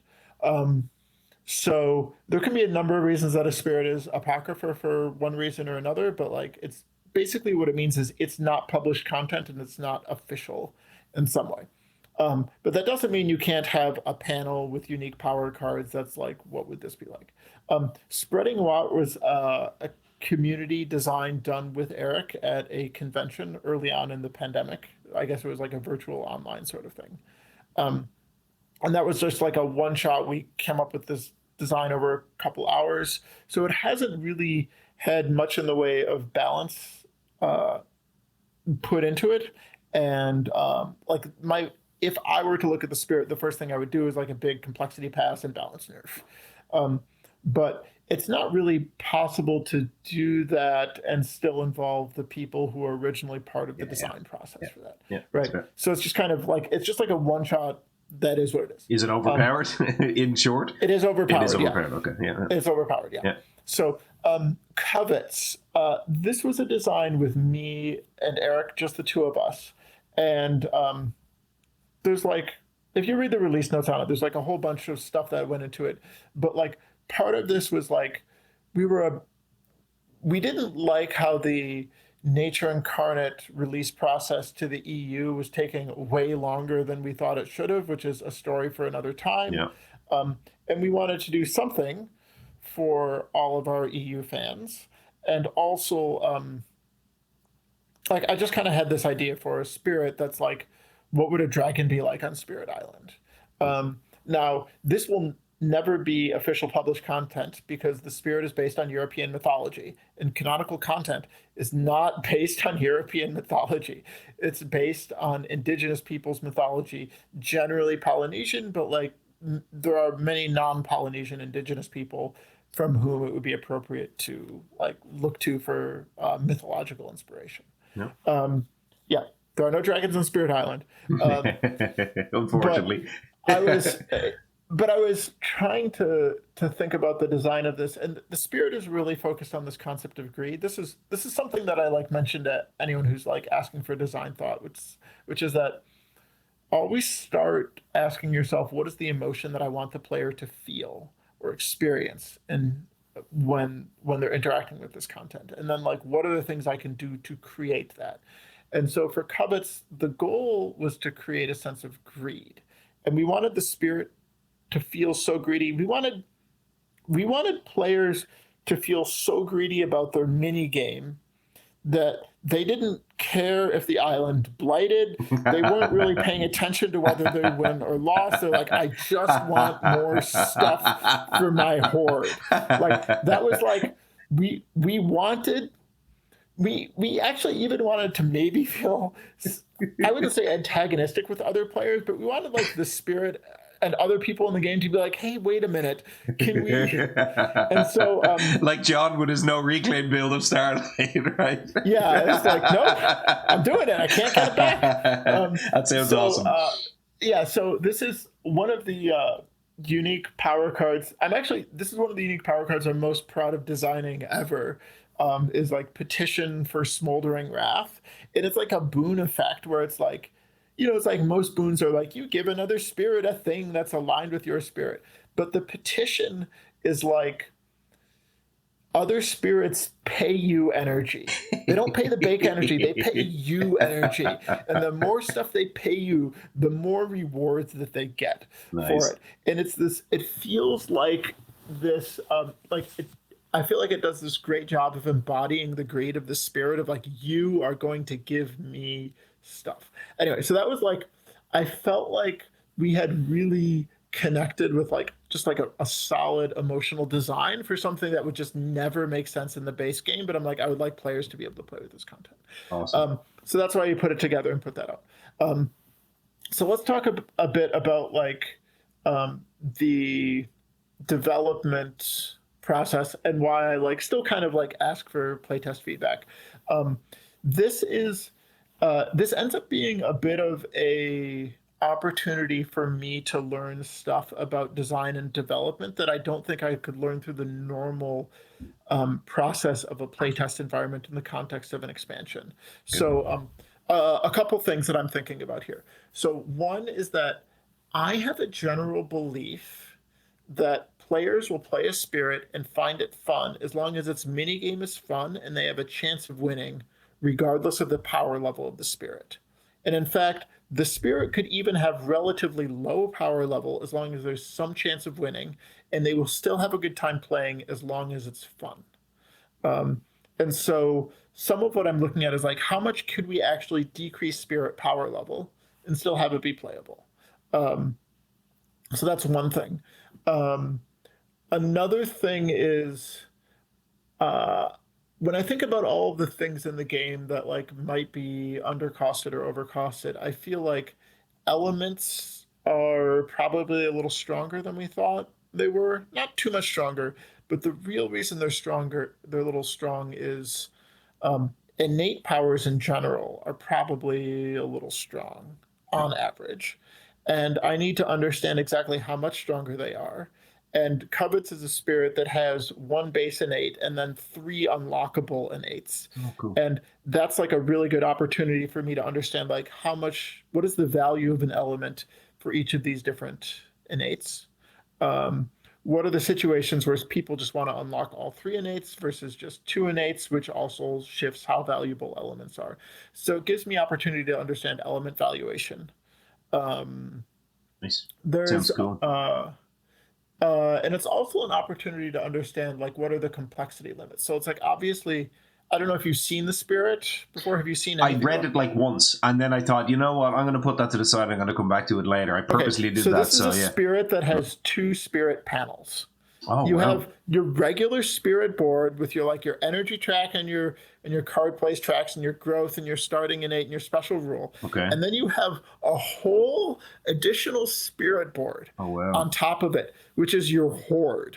Okay. The hoard is like treasures you have collected and unlocked. And there's a mini game where like metal shows up, like invaders get medals in their towns and cities, and you kill them or scare them away and take that medal and bring it back to your lair. That's so good. And when you bring it back, you unlock stuff in your hoard, and there's like 9 different. It's a slightly Starlight-esque kind of unlocking things. Yeah, it does things have that sort of a thing. Oh, that's so cool. But you have like literally like 2 spirit boards is a lot of complexity. Now, 2 spirit boards is the sort of thing we could do for real published spirits that are part of the canon. But I need to understand like how much complexity is too much for that versus enough. Would this be a very high? Do you have it marked as a very high? This is a very high complexity spirit. There's just no way around that. Yeah. But it's a good opportunity for me to understand like what can players actually handle, what can't, like what is complexity well spent, what isn't. Awesome. I still have like actually another round of tweaks that I really want to like sit down. Have you been releasing changes? Have you done patches of it over time? Yeah, it's like every couple months or something like that, something will come out. The most recent one came with like artwork. So Nolan Nasser did the art for the spirit. Oh, sweet. I've seen the artwork. The artwork is amazing. I got really it off Trent the other week because I'm actually I'm gonna get the printed plays. I'm gonna print them out. So I'm gonna do a playthrough. Actually, links to this episode. So every week I kind of do like a playthrough and a podcast episode that are linked. My playthrough episode is gonna be with Covets and with Spreading Rot. I'm gonna do the 2 together, and I'm gonna explore them brand new, like almost fresh eyes. I've never played them before, so I'm really looking forward to that. We spent a lot of time working with Nolan, and Nolan did an amazing job. Nolan's cool. He's a cool dude. This is one of those things where, like, we had long discussions with him where it's like, this is supposed to, like, at first glance, you look at it and be like, that's a dragon. And then after you stare at it a little more, you're like, wait, this isn't quite right. And the lore behind the spirit is that... imagine that a Dahan storyteller happened to have heard stories about dragons from sailors, from the invaders. But they never saw a picture or anything like that.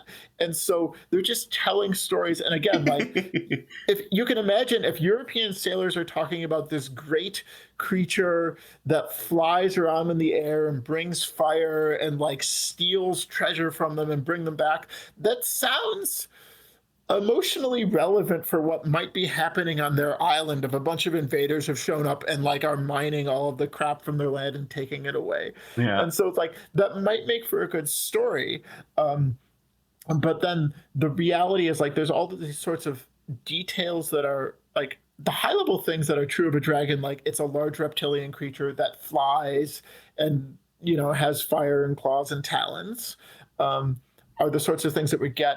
And we told Nolan everything that is like not a standard thing about like that's kind of like a detail of a dragon, try a different variant of that. So Covets has 3 eyes on each side of its head. It has 6 arms/legs rather than 4, which is like a bit more like some of the insect or something. Like, so it's like it has 2 thumbs on each of Okay. its hands, which is like extra good for grabbiness. Okay. It's So like, greedy. which is like extra greedy. Yeah. And then most European mythological dragons are like a single color, but we said like put variegation in the color, so it's Yeah. not just red. It's like you also have some oranges. And I said, oh, and make sure the dragon doesn't breathe fire. It brings fire somehow, but Okay. like Okay. stuff like this. That's And so it's awesome. like all of these little details you look at, like it's a dragon, and you're like, but wait, it's not like a normal dragon that I've seen before. Was us trying to really lean into this notion of like um, someone not really understanding the source material, but kind of like drawing their own conclusions from it. That's so Um, funny. That's such a there's cool idea. yeah, my favorite unique power art is there's one unique power that like really buffs Dahan in a land in exchange for like they get you metal and you protect the Dahan from a ravage. Anyway, the artwork has a Dahan like sprinting down the beach holding an entire cannon barrel over his shoulder. And there's like another Dahan that has like an anvil on the side, just Brilliant. like casually one hand gripping an entire metal anvil. Brilliant. And stuff like And did Nolan do the art for super those good. as well? Yeah, For he did the the whole Phoenix? thing. It's That's like, awesome.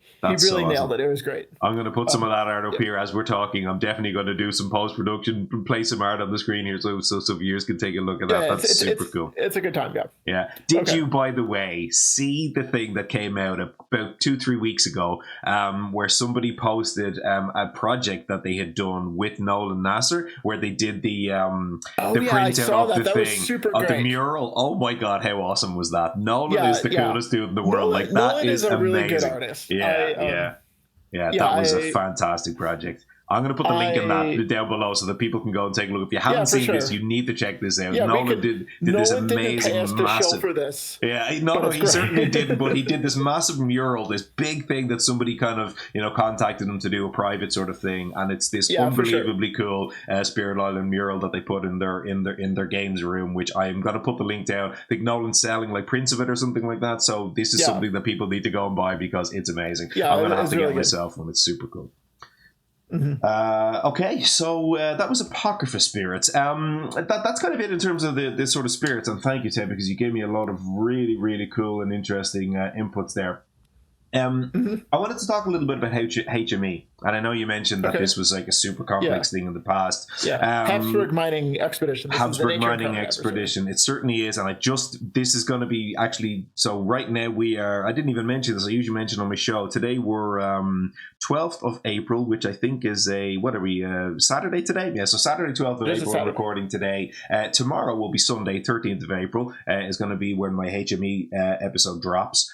That's going to be in the past. When you're listening to this, listeners, that will be in the past because this is not going to drop until next week. But I'm just about to drop my HME episode. So it's fresh in my brain. I've been studying it. I've been going through the kind of details and the breakdown of the spirit and a couple of kind of things here. So first of all, why another Habsburg? I just had that question floating around my head. Like, why Habsburg too? We did not start off in the Nature Incarnate development saying, let's make another Habsburg. Okay. We actually started off with a variant of England, which I can't tell you about because we want to do some other time. That's fair. But Eric had 4 potential adversary ideas, and we started off with this England variant, and then it was cool idea, but it was a little tricky, and so we shifted to another design, and it didn't have any particular country associated with it. But as we evolved in that over time, we saw more and more things that reminded us of Habsburg. And when we were trying to think about what country is this most associated with it, it's oh, this feels like Habsburg in some way.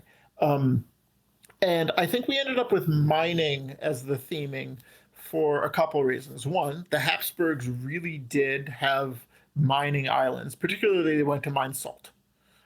Which is a real thing. Valuable. That's a historical that is a real thing. fact. The Habsburgs did have colonization efforts to mine salt. Okay.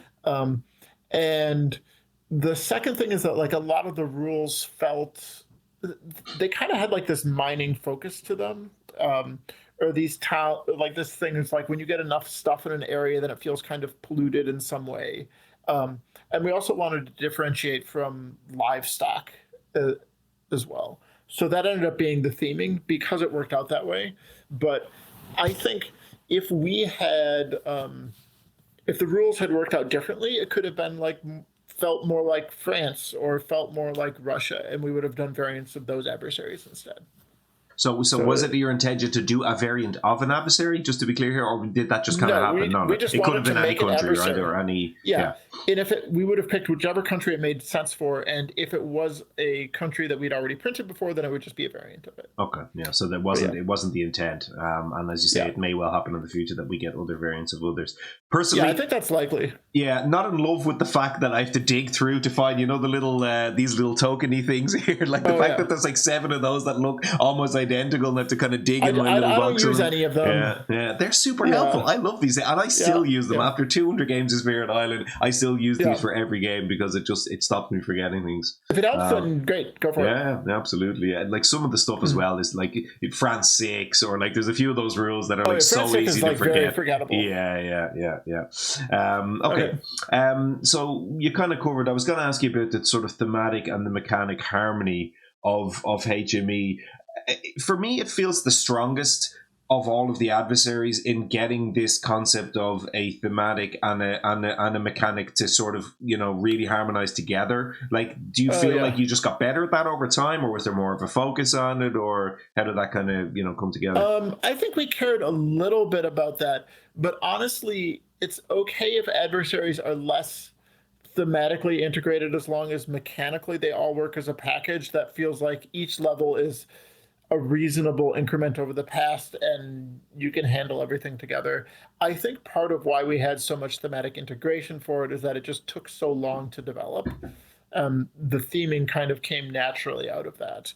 And we tried to rely more on, like, once we had a sense of this being mining, then we had ideas of like, okay, here are the mechanics that are going to go into this that feel like mining sorts of mechanics. Mining tunnels, or like they're moving across the island. There's like a whole bunch of stuff. When I really stopped and looked at it, I was like, this is actually awesome. And it went over my head until I really took the time to analyze the Spirit for my show. Before then, it was just a bunch of rules, right? So, I kind of underappreciated that, I would say. It is a little more complicated than I wish it could be, but like, this adversary design is really, really hard. And like, we shoot for like the simplest thing that still caps out at around difficulty 10 or 11 that people can understand, that has thematic coherence in the mechanics, and like you just get as close as you can to each of those things. And I feel like we really nailed it on theme, and the complexity was a little more.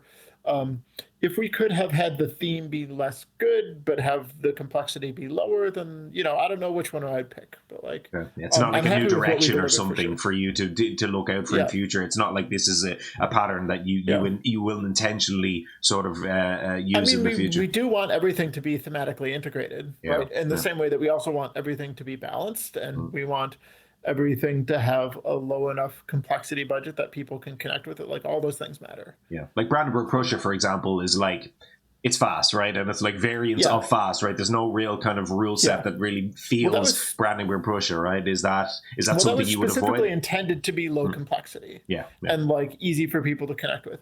If we ever printed another aspect of Brandenburg Prussia, it would definitely have to be rules light as well. So I actually, the scenario, what is it, like surges, there's a surges of colonization. There's a scenario in Nature and Arcana where they like only explore every other turn, but it's like, but they like double explore and so on. Yeah, never played it, but I've read it. All right, yeah. So that originally started as an adversary, and it was a Brandenburg Prussia variant of the adversary. That's cool. But then it turns out that like it didn't actually work as well as an adversary, and it was better played as a scenario with like different difficulty knobs. Yeah. I think I have that pegged for the future. I think I'm going to play that on the channel. But it's interesting. Like, you can play greater surges of colonization with like France 2 or something like that, and it's like an interesting, challenging game. Yeah, that's super cool.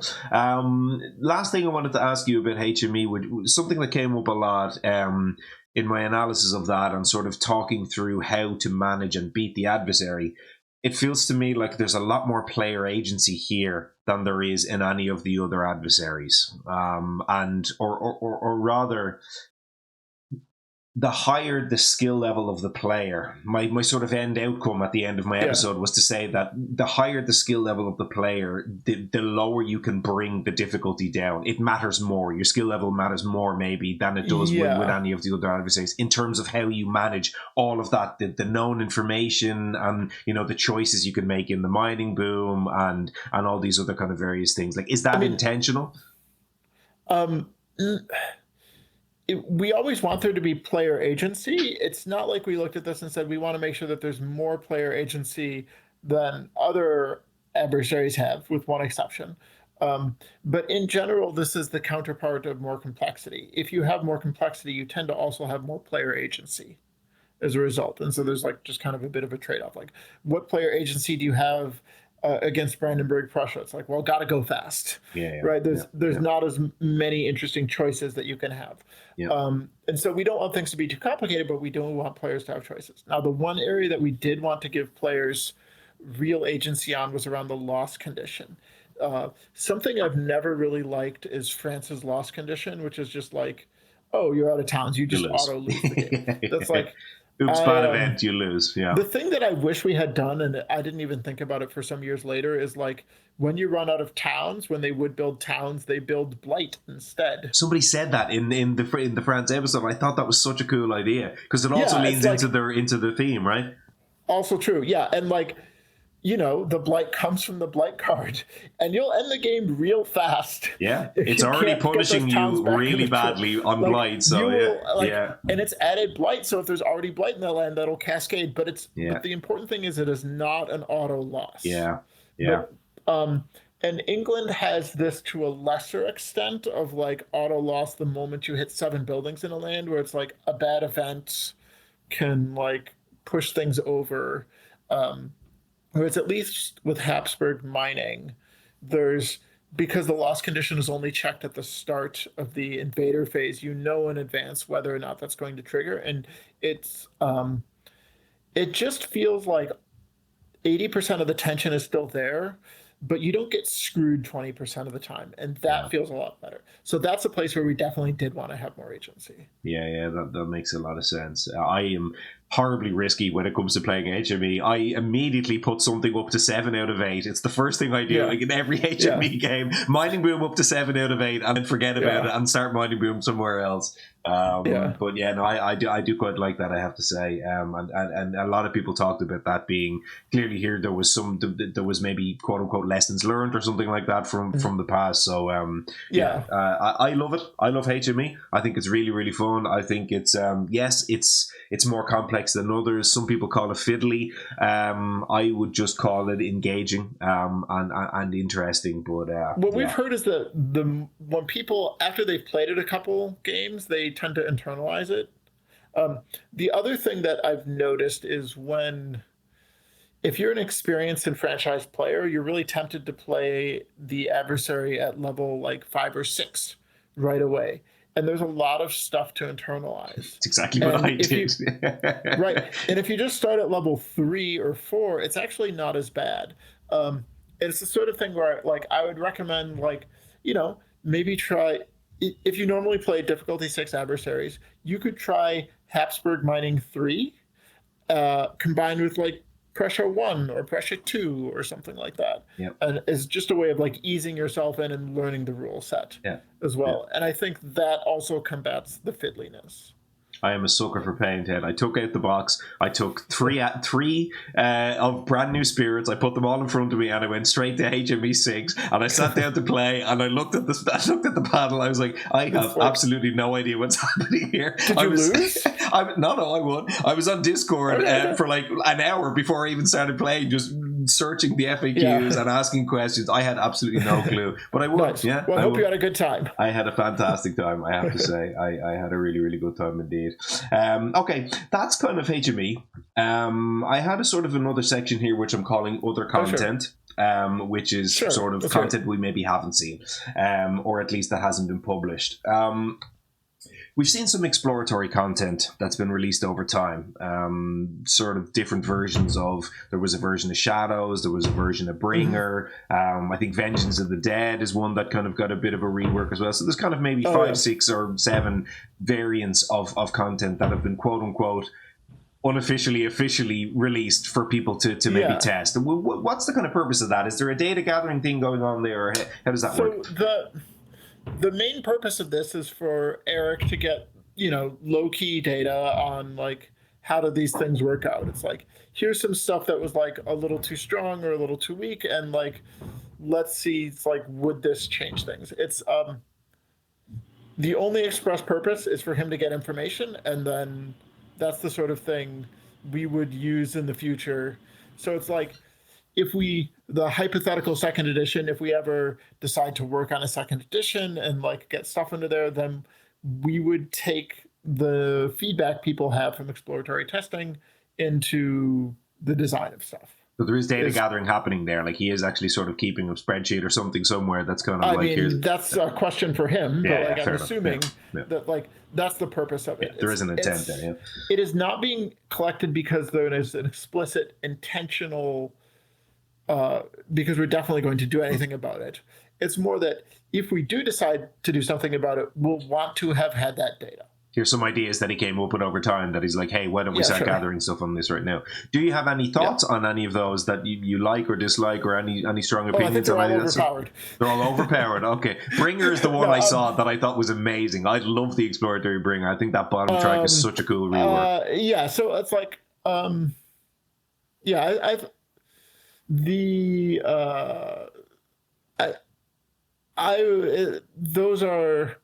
I think the spirits probably don't need as many tweaks as they have to get them playable, is my guess. Vengeance of the Dead, I think, as a power, needs a complete rework. And it's not the sort of thing that can get tuned by increasing numbers. So one of the problems is that Vengeance of the Dead as a power is effectively like a combo support piece. Major power. It's like you get some fear, which is nice, and then you get a benefit for killing stuff in the land. But if the power doesn't actually kill stuff in the land, you need other things to do it for you.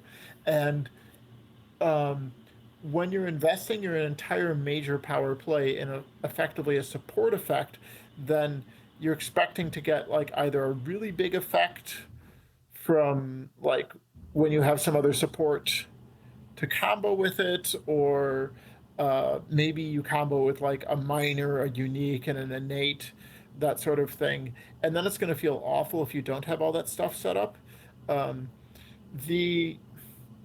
of the things that I've realized about support, like a pure support power, pure support major powers, is that I feel like their effects need to last beyond the given turn in order to have the setup be worthwhile. So the two obvious things for this are like Bargain of Coursing Paths and Bargains of Power and Protection are both effects that last throughout the entire game. And they also change how you think about the game in very dramatic ways. All of a sudden it's like, I need to reposition my Dahan game. Or it's like, I've got these portals and now I need to start thinking with portals. I would say to a lesser extent Unearth a Beast of Wrathful Stone, at least through the threshold effect, is a little like this. Because like the base effect kills a land where the invaders weren't doing anything, which is not necessarily the land you want to kill. But then you get this like, the payoff is this cool thing that happens turn after turn. Whereas the problem with Vengeance of the Dead is it is a support effect that only lasts for one turn. And that sort of thing is really challenging to work with. So the card either needs to genuinely do something to the board the turn you play it, not just give fear, or it needs to persist more. And so I think, so that's kind of how I would think about the reworking of that. Bringer is one interesting. I know I mentioned it already. Like I absolutely love Bringer. Enticing Bringer is one of my favorite spirits in the game. I adore Enticing Bringer. The one problem, obviously, the elephant in the room, is that Bringer's bottom track is non-existent. There's not really. It's hard to have an aspect that patches Yeah. the Like, play obviously, check. violence just kind of fixes it, but doesn't fix it in a sense. It's like it makes you not have to care about I it, was which is actually fine. really pleased with violence. I'm like, what if we just gave you infinite card plays Violence is cool. for damage power cards, which are things that interact with your special rule but aren't actually that powerful, and like I love the Leftinator Bringer. Spirits May Yet Dream is one of my favorite powers in the whole game. I absolutely love that fear trick where you get to look at the fear card and play around it. So I love Enticing because it gets to keep that. I think both aspects for Bringer are like probably 2 full tiers of an improvement on the base Spirit. Like if you're looking like your standard thing, I mean, like they are they're intended both to just be more powerful. fun to play for sure. Yeah. I think it's wonderful. Some of my favorite content of the whole box is those 2 aspects. I think they're amazing. And I remember when people were asking me about what are you most excited about in Nature Incarnate, I'm like, the things on my top 10 list is like, it's not even the spirits. I'm like, what I'm most excited about are like the aspects, the major powers, and the blight cards. And people are like, what? Yeah. Why are you not so excited about the spirits? And I'm like, the aspects are incredible. Yeah, the sparking is amazing. So good. Transforming so good. Like some of those aspects are insane. Mentor and Enticing for shifting is memory. Incredible. I love Mentor. The design of that was like amazing. It was like Amelia and I sat down for like an hour and a half, and it was everyone, like a common thing that you'll see players say is like, oh, drafting from 4 power cards isn't enough. I never get the perfect thing that I want. And I'm like, no, screw you. We want to give you crap and lots of it. And then we're going to make you deal with the crap by figuring out which of your friends to ship it to. It's so good. It's so good.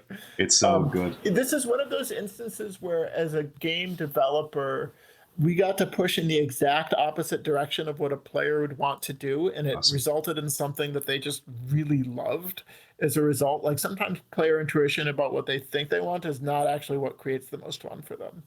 So it's like so many of the aspects are so good. Like I know people, there aren't as many fans of lure as there are of some of the other aspects, but like I really love lair as this concept of like you get the party land and like nothing can leave the party land. Yeah, that's pretty cool. That's pretty cool. I mean, personally, lure is one of my least favorite spirits, so that definitely is among my least favorite things in the box, but I do appreciate that it's there. It's you don't have to love it. It's not all content is for everyone. Exactly. So let me ask you one thing here, Ted. I'm going to make an episode on this particular spirit team in the future. So when I opened the box, I looked at 3 aspects in particular and I thought, this might be broken. Let me try and see what this looks like. Sure. And I took this team of 3 aspects and I have tried so far 4 6-6 games with these 3 aspects involved. Sure.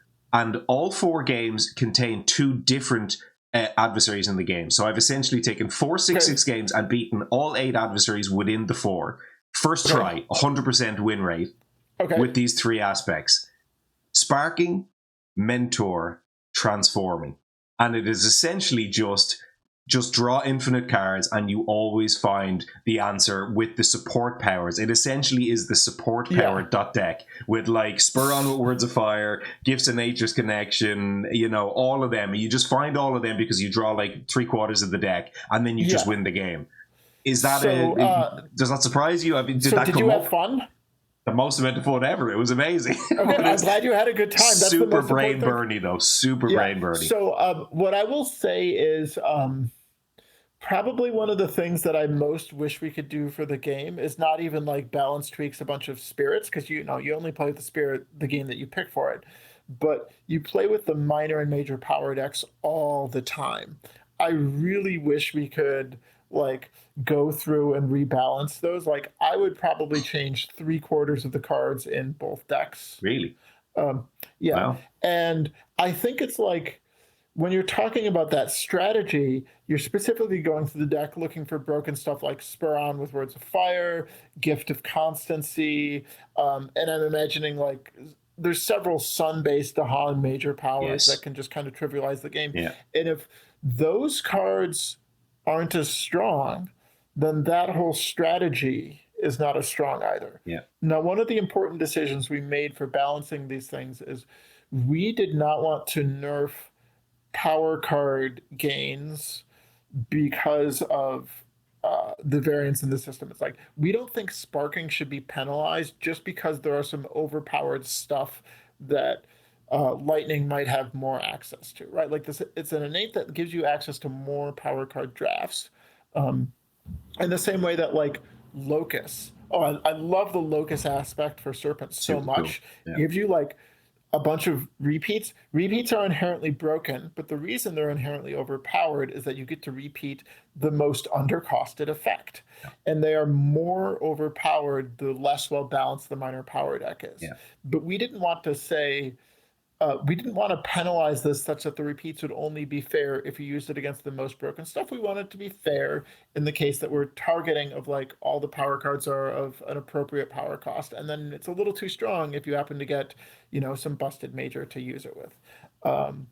So I think you might have had a lot more trouble with that strategy if the minor and major power decks were better balanced. Certainly, absolutely, yes. Yeah, it really is a dig through, find those 4 to 5 key minor powers, and then you just basically you just max out the transforming innate from like turn 3 onwards, basically, and you just keep blowing up every land, and it doesn't even matter that you're pushing stuff around as long as you just keep blowing up lands and generate loads of it. Super cool, super fun. I was and the most important thing is that you had a good time. I had a good time. It took me a long time. It's the most brain burning thing in the world. I don't know how I'm going to get it on the channel, but I'm going to try because it's I call it team numero uno. So you know the Uno meme where you have the guy holding like 24 cards, cards in his hand. It's like do this or win the game, and it's like that's the thing. You just draw a million cards. There's got to be some combination of things that work in here.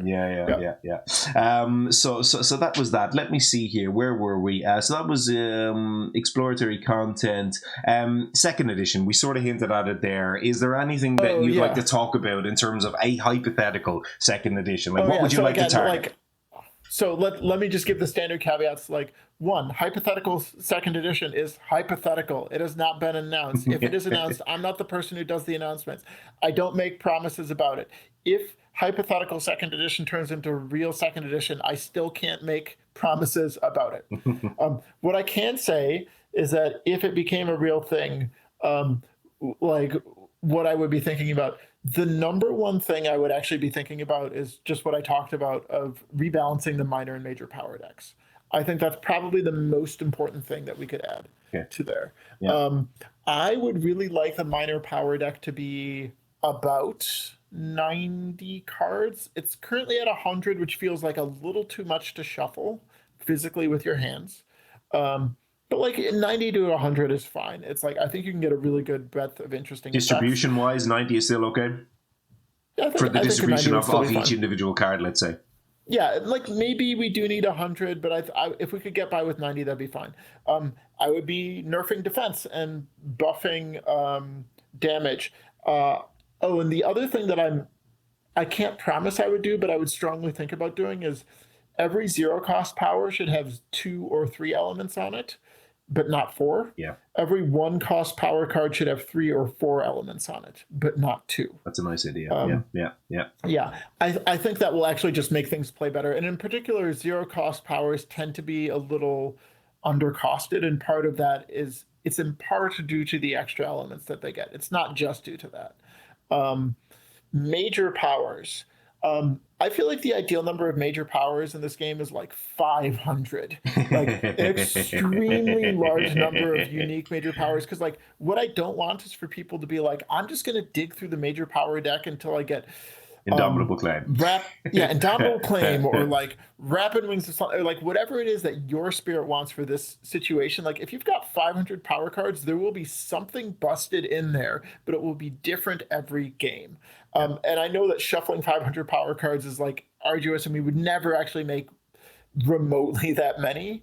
But like if you don't get as many major powers as you get minors, shuffling isn't actually as important. But 100 even seems reasonable, right? 100 of each seems like even if we had like I would be very happy with 100 power cards. And it's like what I want is these moments where it's like, I've never seen this combination. It's like, oh, I see this major power so rarely, and I've never seen it in conjunction with this other major power or something like that, where you could have a lot of really interesting texture to the game.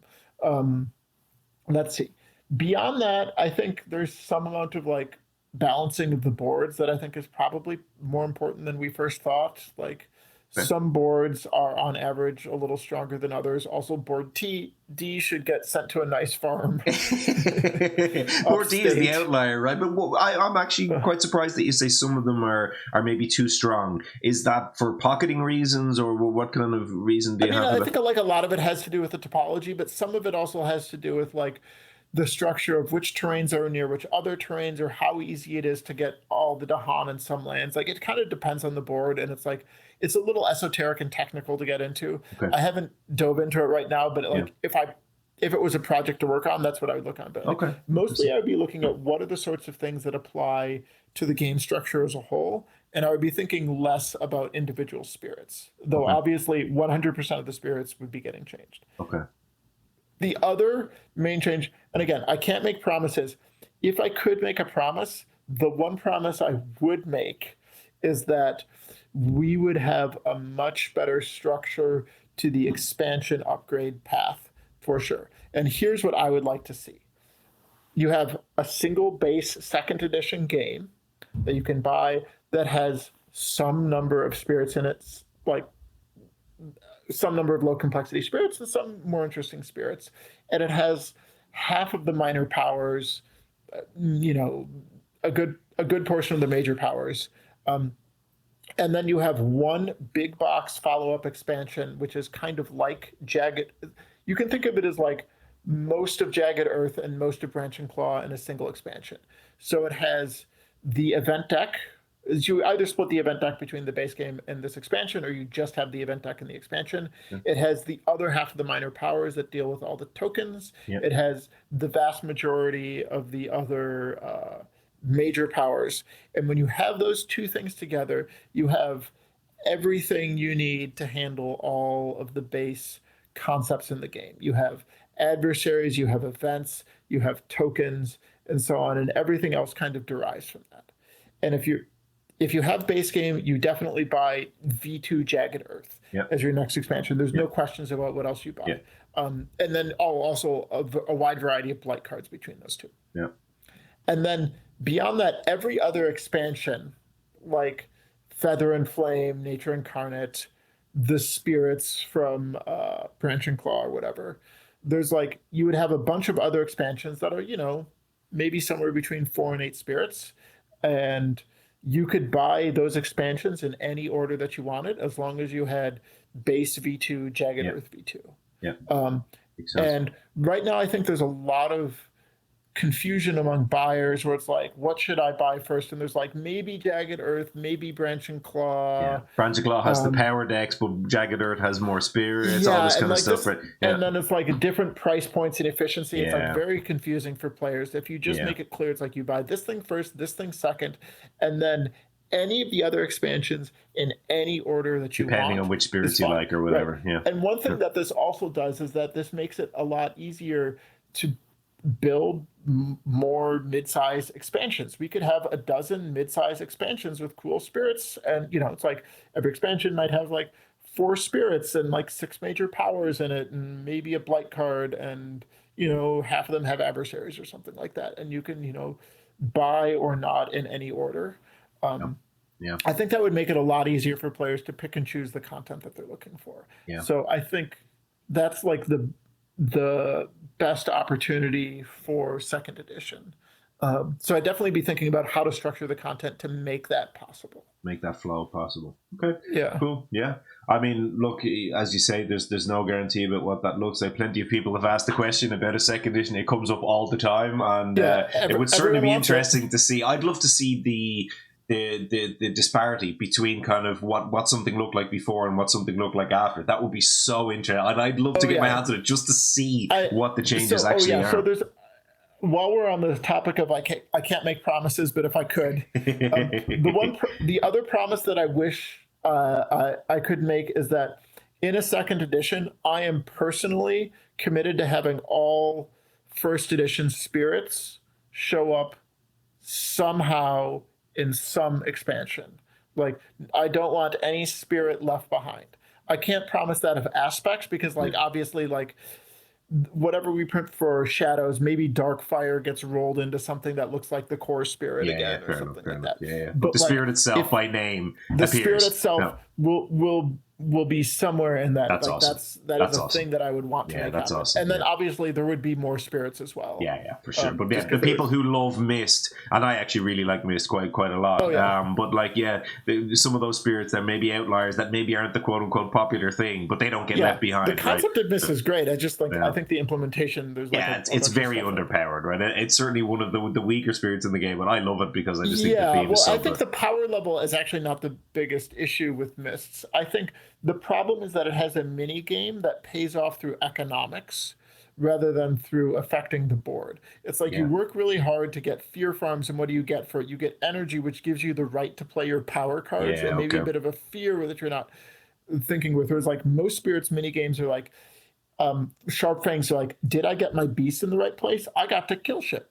Like that's pretty great. Yeah, Or yeah. it's like in general, mini games that affect the board tend to play a lot better than mini games that affect economics. I don't want the payoff for a mini game to be you are allowed to keep playing the game, and that's I think the real problem with Mists. For me, actually, I enjoy that aspect of Mist because I love Euro games and I love building Okay. engines. So for me, that's like building an engine, right? It's a little bit more sort of nebulous Yeah, Euro it's style. more. The problem is that if you fail at that mini game, then you're kind of You're locked screwed. out, which is no fun. That's a fair point. Yeah. Yeah, So absolutely. Yeah. Okay. That's kind of our second edition, and sort of looking at what exists in terms of what additional versions might look like. What about the unexplored design space that we sort of haven't seen? Things that nobody's seen, nobody knows. I'm sure there's plenty of it behind the scenes that maybe is in the works or whatever. Does the unexplored design space, so does that feel big or small to you? I Like, think is there? I would say it feels pretty big. Like I think um it would take a lot of time to develop another 50 spirits, but I think there's enough interesting thematic hooks for another 50 spirits or more, right? Like, so I think the design space of spirits is very unexplored. Similarly, for major powers, the amount of like we could, it would take a long time, but we could make 500 unique, interesting major powers. We cannot make 500 interesting, unique minor powers. Yeah. Right. Because there's just not enough fidelity between 0 and 1 cost. But like, as soon as you're in a major power, you're like, I'm doing this like very cool, weird thematic effect. So there's definitely a lot of space there. Adversaries kind of feel like in the middle. Just adversary design in general is really hard, and we don't actually have there's not a lot of room, like structural room, like really cognitive room to add too much variety to them. But I think like certainly there's room to explore that space a little more. On the previous episode or the previous thing, I've mentioned that a few times, but there's some interesting hooks in there as well. So you talked about one spirit that you guys had worked on for a while that was something to do with the bounty of the land and how it was about like not making invaders want to act, and you talked quite a bit about that. That was a super interesting thing. I'm not asking you to rehash that now because that's a different interview, I'm intrigued. Are there any other sort of spirits that you can talk to that sort of almost came or you tried to work on and didn't quite work that you're sort of allowed to talk about? That'd be cool to hear about. I mean, I generally don't talk about any contact that might be published again someday. That's right. This bounty spirit. I think the main thing was that it would interact with invaders not by killing them, but by trying to like convert them. And maybe someday we'll come up with some way of handling that. The other issue that it came into that the spirit had, though, is that a lot of its powers were very supportive around supporting other spirits, and it didn't have a lot to do with actually affecting the board in some way. And generally speaking, if a spirit does not do a ton to affect the board, it usually plays a little boring, unless you have a very interesting mini game in some way. So Fractured Days is all about support, but it actually gives you an interesting puzzle as far as how do you handle this. And a spirit like Serpent Slumbering has a whole bunch of support as well. But it does have this turning point in the middle of the game where it's like you just get a crap ton of card plays and energy, and now you get to Nuke like the start board. unleashing major power. Yeah, you get to play some nukes. And so that's interesting. But a spirit that doesn't push towards one of those in some ways, if it's like a low complexity all support spirit, tends to be pretty boring to play, is what we found. Okay. So, and there's no sort of design space that you can talk about that you've definitely ruled out, that you put to the side, that won't possibly be published in the future, that you could talk about here? Some little snippets or nuggets or something interesting to kind of behind the scenes.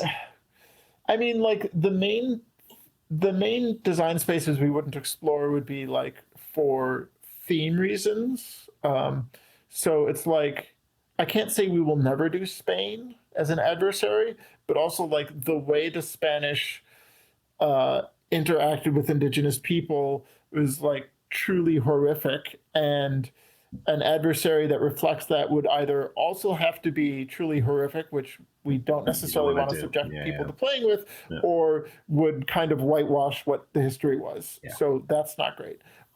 Similarly, like one of our hard and fast rules is that spirits don't get to destroy Dahan for their own personal benefits. They can only destroy Dahan for collateral damage reasons. Okay. But we definitely want to avoid implying the trope of like, we sacrificed some natives and got power out of it. Like, we don't want people to treat the Dahan like they're a resource. And we understand that like on some mechanical level, they are a resource that plays well with defense and so on. Yeah. But we want people to realize that like these pieces represent like actual people, and while it's a fictitious people that don't exist, they're inspired by real people that had real lives, that were in real hard situations, and we don't want that to be reduced to a resource. We want like, and a lot of players say like they feel bad when Dahan get killed and ravaged. Like they don't want that to happen, especially new players. And we think it's important to keep that meaning as far as what the story of the game is. And so that's why we don't, this is very important, like spirits don't sacrifice Dahan for personal gain. They might accidentally kill them, but you would always prefer that they don't do that. Wow, I'd never actually heard that said out loud, and it makes a huge amount of sense.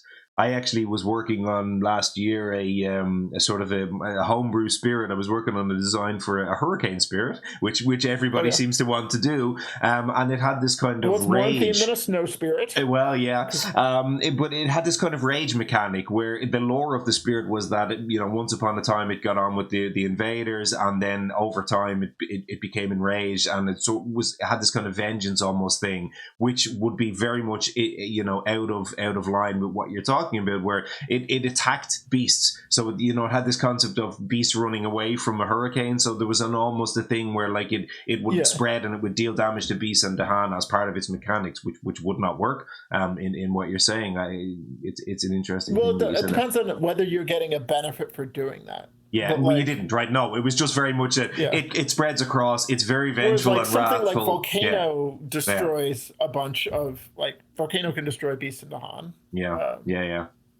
So it was more like the invaders the beasts and the Dahan would sense it coming. When it's far enough away, you'd sense it, and it would get pushed away. But if it gets close enough to you, it just destroys everything in its path, type of thing. Yeah. So wouldn't quite work with the rule set that you have, and for very good reason. Now that you say that out loud, so appreciate the insight on that one. Well, I mean, it's like, but again, it is okay for spirits to destroy Dahan as long as there's a way to get around it, and as long as you would prefer that they not do that. So you're not harvesting them or something like that, right? Getting power from it. So it's like Ocean has this power card that drowns an explorer, a town, and a Dahan. And you're like, sometimes the land of the town has a Dahan in it, and that Dahan gets destroyed. Yeah. But you'd rather they weren't there. But we would never say, if you drown a Dahan, get 1 energy. Like, flat out, no. That's not okay.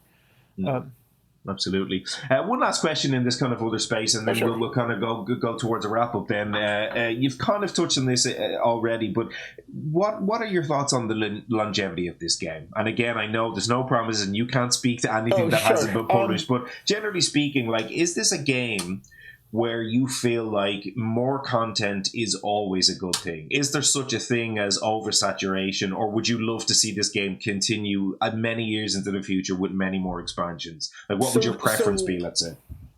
I would say everyone wants a different amount of content. Spirit Island has turned into a lifestyle game where, like, there are a lot of people who play it who just play this game or predominantly play this game. And a lot of those people want a lot more content, and we should provide it to them. I feel like I don't feel like in my entire lifetime, I don't think I would be able to make too much content for this game. There is probably a practical limit to how much content Spirit Island could have. Yeah. And I think what's really important is actually having just a clear expansion upgrade plan of, like, you buy the base game, you buy the thing that has the tokens and all of the extra complex mechanics that shouldn't be in the base game, and then everything else you can pick and choose a la carte. And if you have that, then, like, are there 20 expansions? That's cool. And you can even, like, prepare players for this when it's like, I got the first 2 expansions, I don't know what to buy next. You can tell them, like, literally buy anything. The order doesn't matter. Yeah. Or do you like X, do this? Do you like Y, do that kind of thing? Yeah, it's like just letting people know that there are no wrong choices around the purchase plan, and, like, they don't have to buy all of it. They're not expected to. It's just like, if something excites you, get that content, and if it doesn't, you skip it. Yep. Then I feel like it actually has a lot of room for longevity in there. The real bottleneck is honestly just, like, development time. I have a day job, right? Yeah, absolutely. It takes time, and right? all the other factors that go into game development. Well, and it seems to me as well as if this is something which by Eric and the others involved's hand, it has been very carefully curated to be a game that really takes care of the theme of everything that it wants to be, right? It tells a story. Yeah. It has something to say, and that never seemed to be sacrificed to me over everything that's released. It's always been released with a care and attention. That this isn't, like you said, Magic the Gathering that just releases like 5 new sets a year just as a cash cow, right? This is like, this needs to be right. Eric deeply cares about the theme and the story being told by it, and he is not going to compromise that for his own wallet, as far as I can tell. And for me, like, this is not how I make my money, right? Like, I'm like, it is an annoyance on my taxes is kind of what it amounts to. It's like, it's enough money that I have to do something about this now. But it's not affecting, like, my mortgage or my retirement in any way. And so it's like all of the standard concerns that would go into, like, pushing other people to compromise quality or theme for finances definitely don't apply to me. And as far as I can tell, don't really apply to Eric as well. Yeah. And that helps keep the quality high. But it also does mean that there's less content than there would be for a game like Magic the Gathering, where it's like every quarter there's another set out. Yeah. And believe me when I say, and I can't speak for everybody, for me personally, given how much I care about and enjoy this game, I am super happy to see the approach that's been taken with the care and attention and quality that's come here. If another set never got released of Spirit Island because Eric decided, you know what, it's not right. The Dahan-centric expansion, it didn't work out. I didn't like the direction it was going, and I've decided to retire the game. I would go, hey, you know what? You did the right thing. I appreciate this game for everything that's been done in it. It's been essentially perfect as anything can be in my mind. And you know, as I say, I really appreciate that you and the guys it's interesting. Done. Like, we can talk so much about, like, all of the fine tuning balance issues as people who have played hundreds or thousands of games of this, and, like, the vast majority of players, like, they still approach it and the game is so much better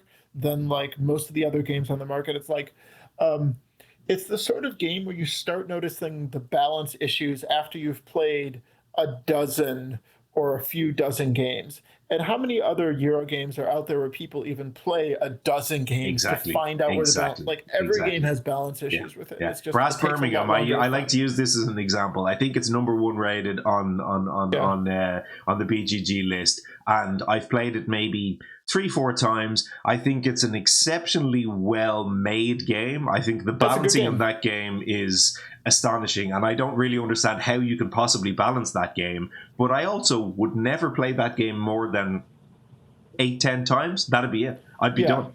It's like, I like playing Star Wars Rebellion. I don't think it is super well balanced, but it also plays better if you don't know the ways that are unbalanced. Yeah. And I play the game maybe once a year, maybe twice if I'm lucky. Yeah. So I've played it like half a dozen times. Yeah. Yeah. It's like, exactly. Okay. Well, look, we've got just 1 or 2 last little things here, and then we're going to be done here, Ted. I did mention the playthrough session that I was going to do with Cobbitts and Spreading Rot.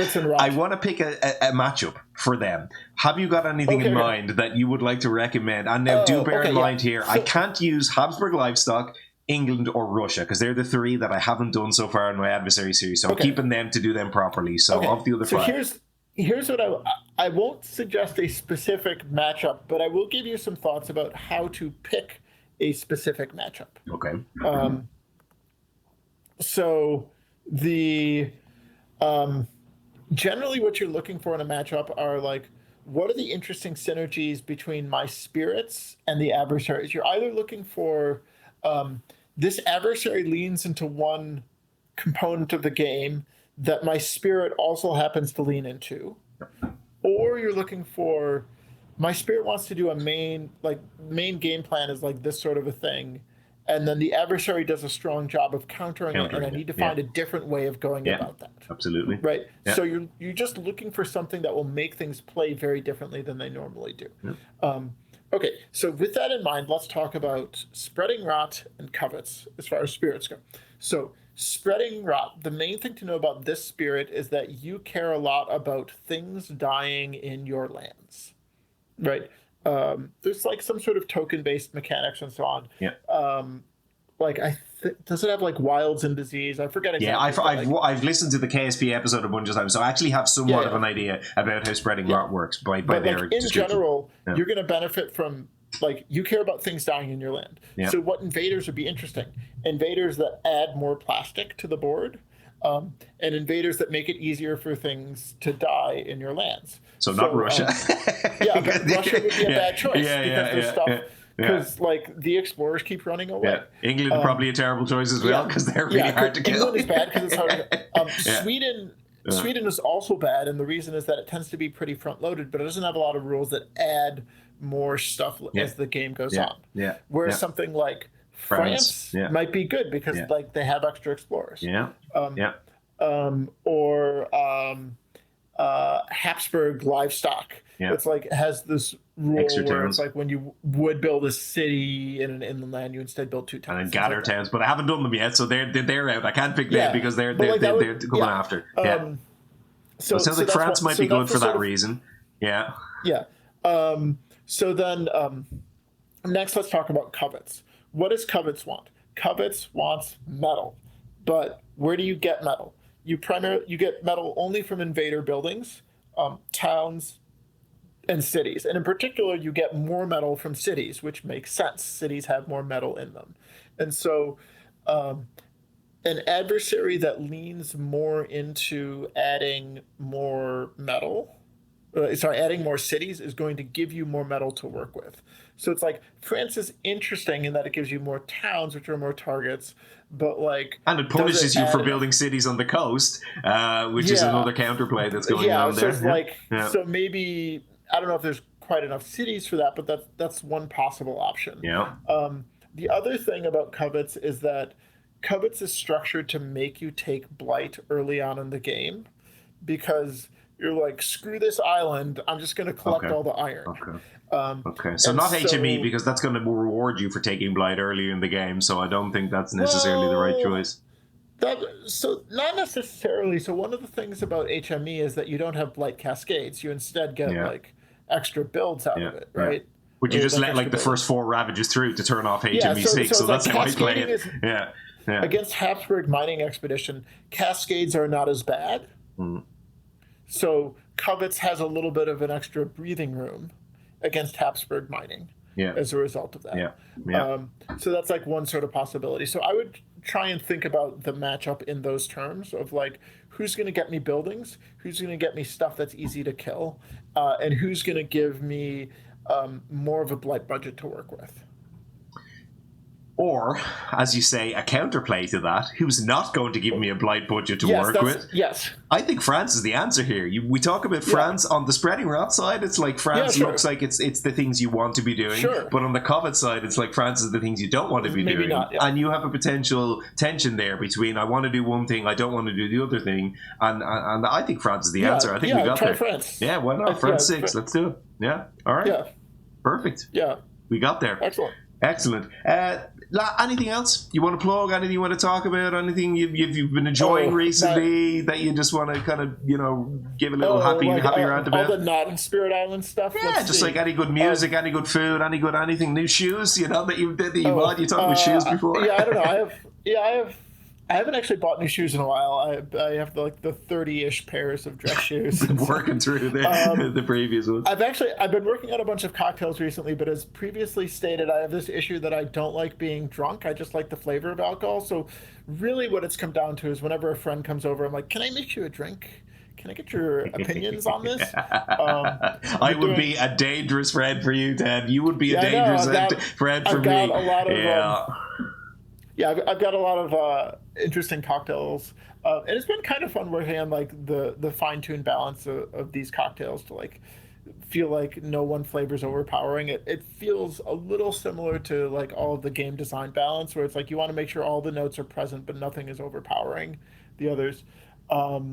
Let's see what else. I'm still doing circus classes. Like you mentioned that to me the other day. Yeah, well, what's that? Yeah. So I do aerial silks and partner acrobatics. Oh wow. Just good for staying in shape. Wow. Like the high rope stuff, like the proper dangerous stuff, like all the crazy acrobatics up on the I can climb 20 feet in the air on fabric using just my hands, not my legs at all, which is just like just like hand over hand. 20 feet. Wow.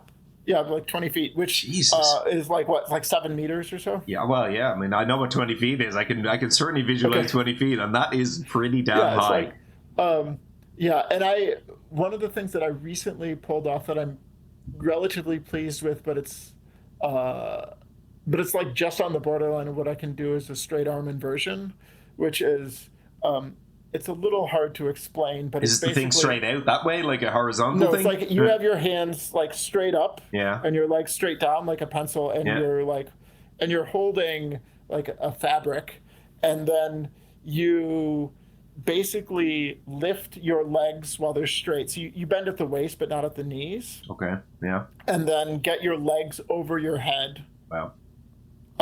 And then end up with like your torso facing straight down. With your arms straight out again, so you kind of straighten your body up that way. And your arms never bend either. Wow.